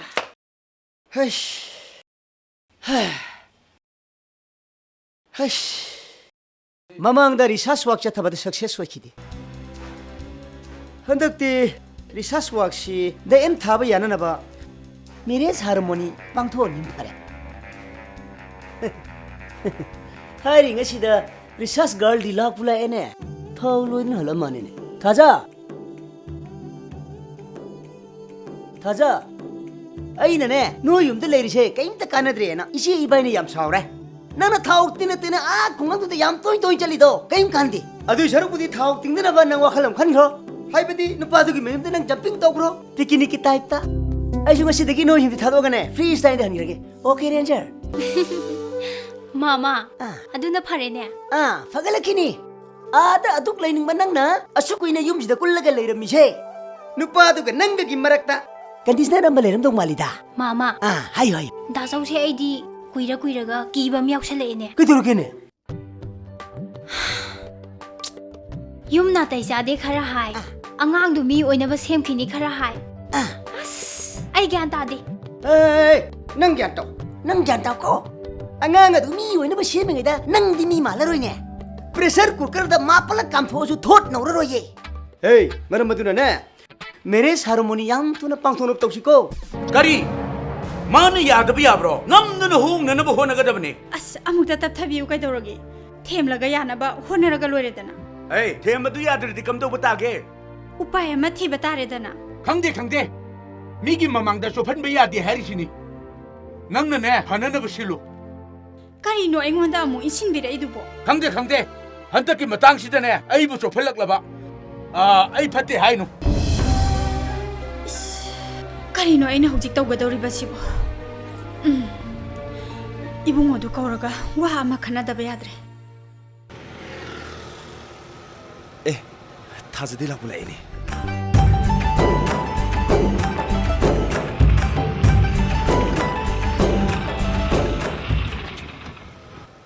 Kaino. Ibani bab lana khana ki tabum lere. Ongta samtuna si tawuni. Ngasi gi dei thenge. Kona unarasi. Kuiro ba minima khatane ba. Ai ngasi degi nang wona amuna yelaroi. Amuna yelaroi. Thaza akhoi bai su ayem Bangalore sap ki tiga ka abune samung thauji ke daroge Hotel su sida lere sagla samam tang thangmina gi seba. Please. No, laktang chungsi. Changu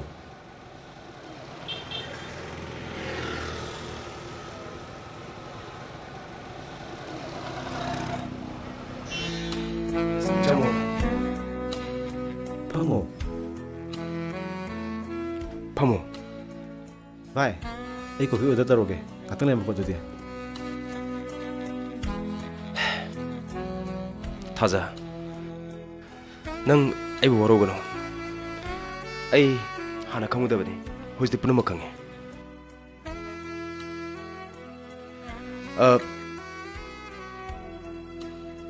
Ai shinu aiti. Hoi, ima baba na luhong ai dunasu.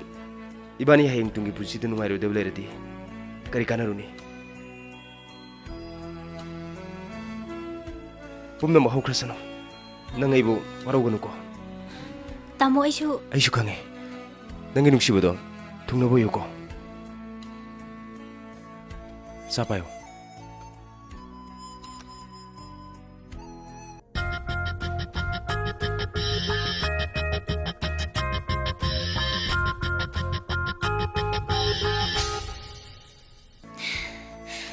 Tamo, ai yam nungare. Mama hoi baba hoi su saudanaba khara haibiu ko. Nang madu kidam ta kamta khaluno. Aina phana ba loisine. Aina yadaba saduine. Pung sisu ayo gare. Phare tamo dudi ai hayeng thindok padu soidang ki laksarage. Ama dudi kai chakhra. Asai de lerangani na. Phare. Ai chakhra khara tambiyo. Chatlage. Phare.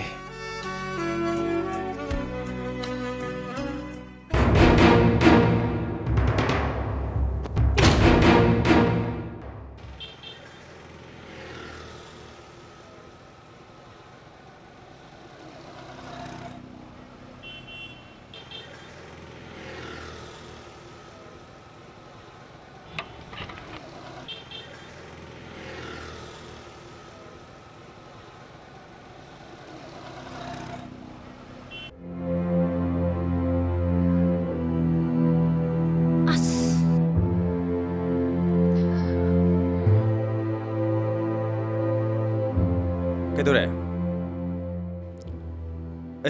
Sidi hore ni. Chalage hero Thaza. Bye, Thaza gaisi hore. Ado imanabi yum sida leibani. Thaza, nang gaisi imanabi yum da thamamase. Aduga bani nang bu drop dromage. Itaw, ꯅꯪ ꯒꯥꯔꯤ ꯆꯦꯟꯁꯤꯜꯂꯝꯃꯣ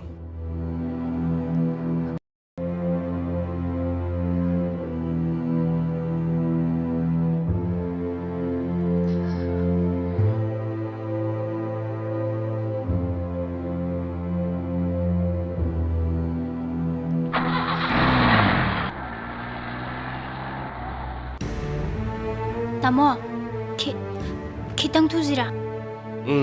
Yani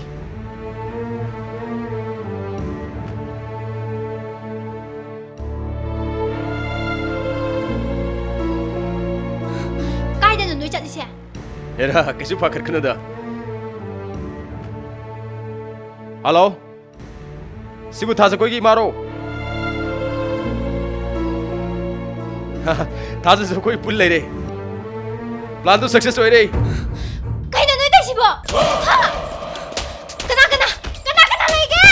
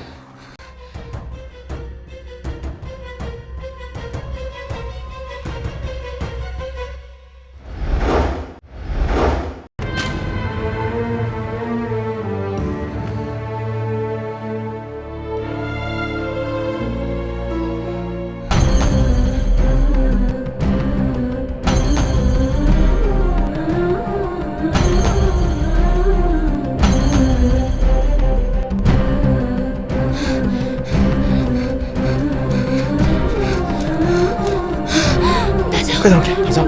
Himangda samu. Kaino.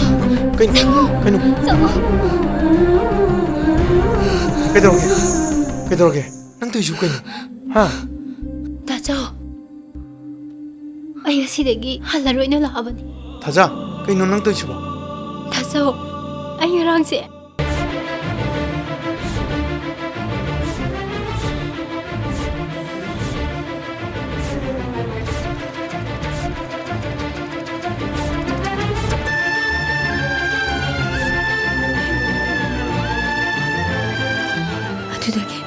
Ay, nasa okay managdala isini.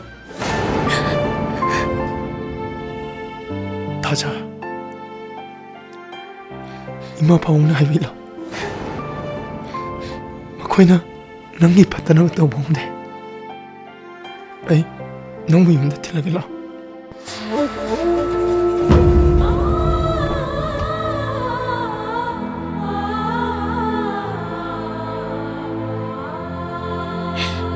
Yumda mo handoy saruk ay sige pa na yan na pay.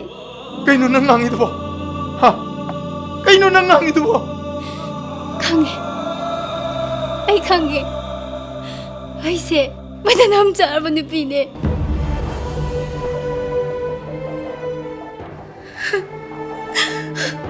Aduh nene nang na mapambit na si.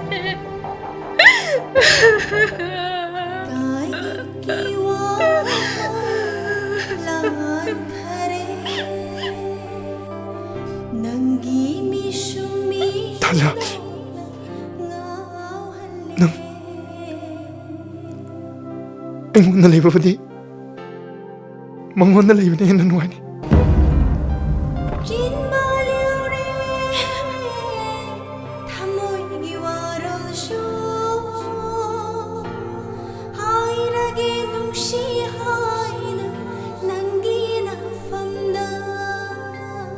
Ngamoy.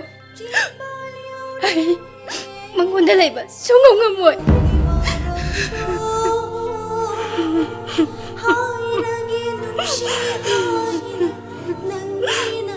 Taza. Amay dam. Lo. Ay tini lo. Nung mapasa na wari sa.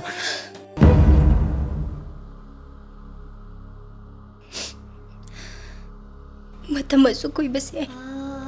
Nangyay siyang matamoy do. Ay, masita makangi. Taso, nang ꯅꯪ ꯑꯩꯕꯨ ꯂꯧꯁꯤꯟꯕ ꯁꯨꯡꯉꯝ ꯉꯝꯃꯔꯣꯏꯗ꯭ꯔꯥ?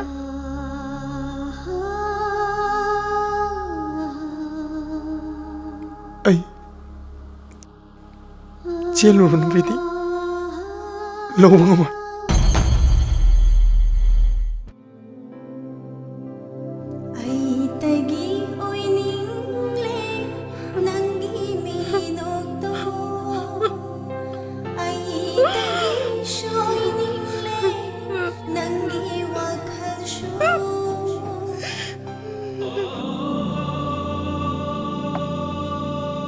Hey! Nang ida mukta phanu ba torga nang nai khoi gi mai so phali ba kari gi no chalo pugro chalo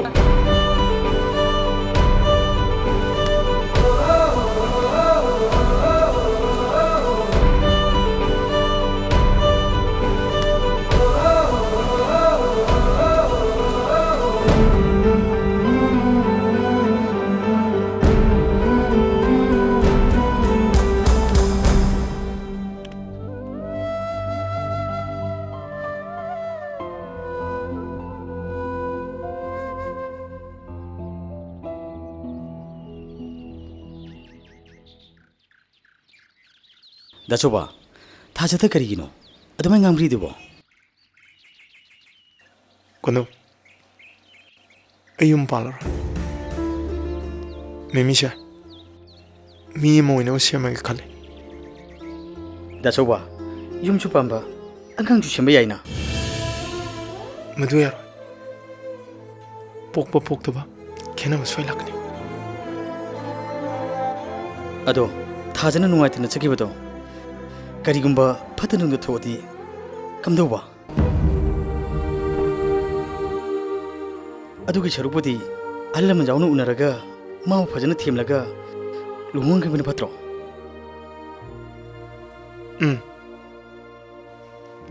ai mabu choidanu unagari mabu namnana luhung hanini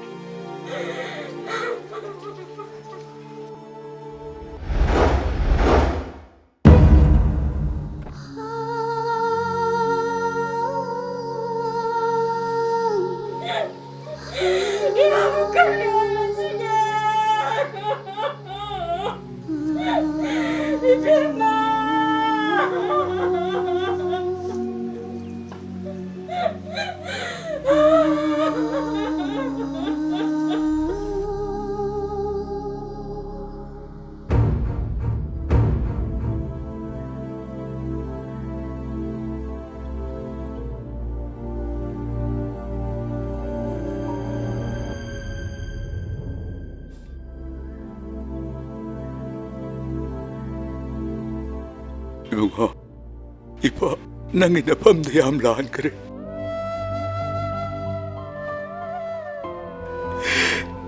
Masih thokdok se akoina wakal tien badagi thoki ba thokdok ngaknani. Isagi damaktane koina higli base. Isa leitra badabu akoina kaidorudino.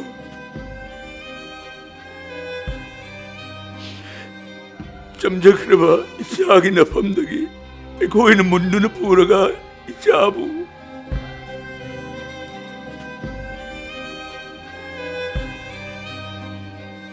Namase yengo abi pawa chau tau yada kai leiri se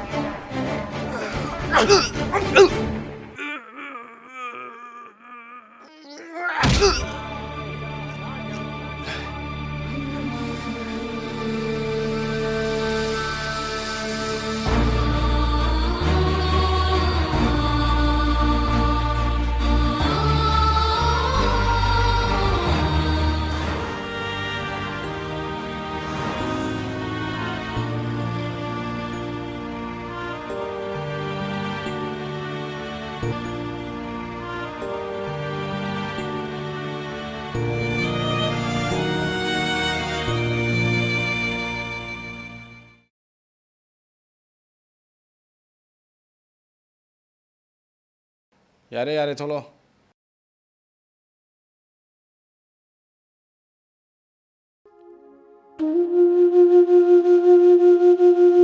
ला असम चेसिला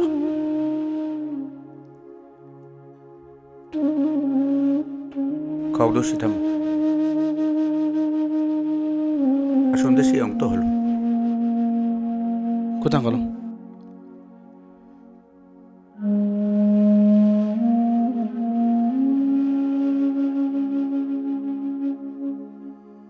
यारे यारे सोमदे चंग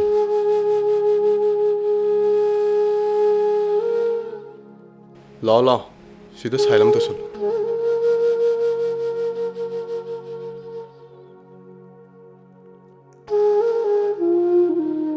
अचौबगी money मता यारगदी sign तौना मता लेंगिम बिरो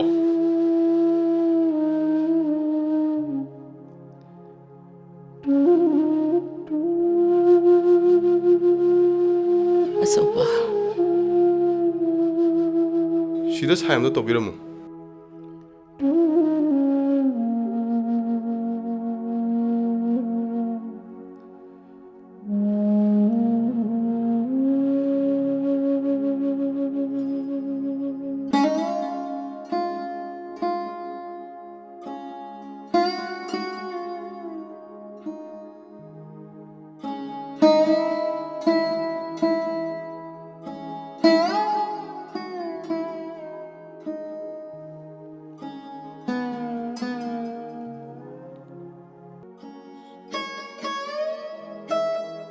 इने meme दी लाक्तरब्रा करीगी लाक्तनी नंग तबुनिन हे माने सोलिसे तू आद नंग बुगाइरिसे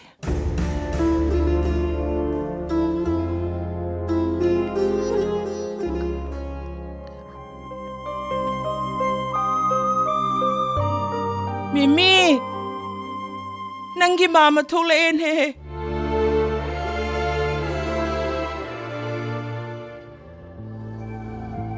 मम्मी दी कई कवे बेबी लाओ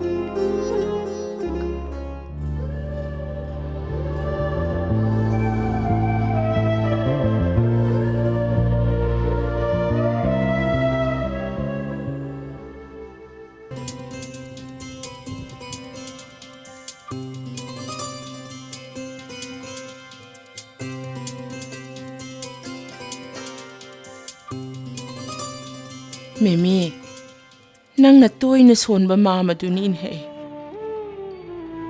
अचौबा ngasiदगी अखोइदा पुन्ना लेरुरसिदना इने अई लेरिबा फामदो अइना कन्ना होनदना इनेना मेमीबु मी मा ओइनाबु होनबदा अइना मतेंग पांगदने मामो अइना मतिक चाबा मी मा ओइहौदबदगी मामोबु ngana लौथोकपा ngamdrini मामो अइना कन्ना होनरगा अफावबो उकिल अमा ओइदोइने होइने होइने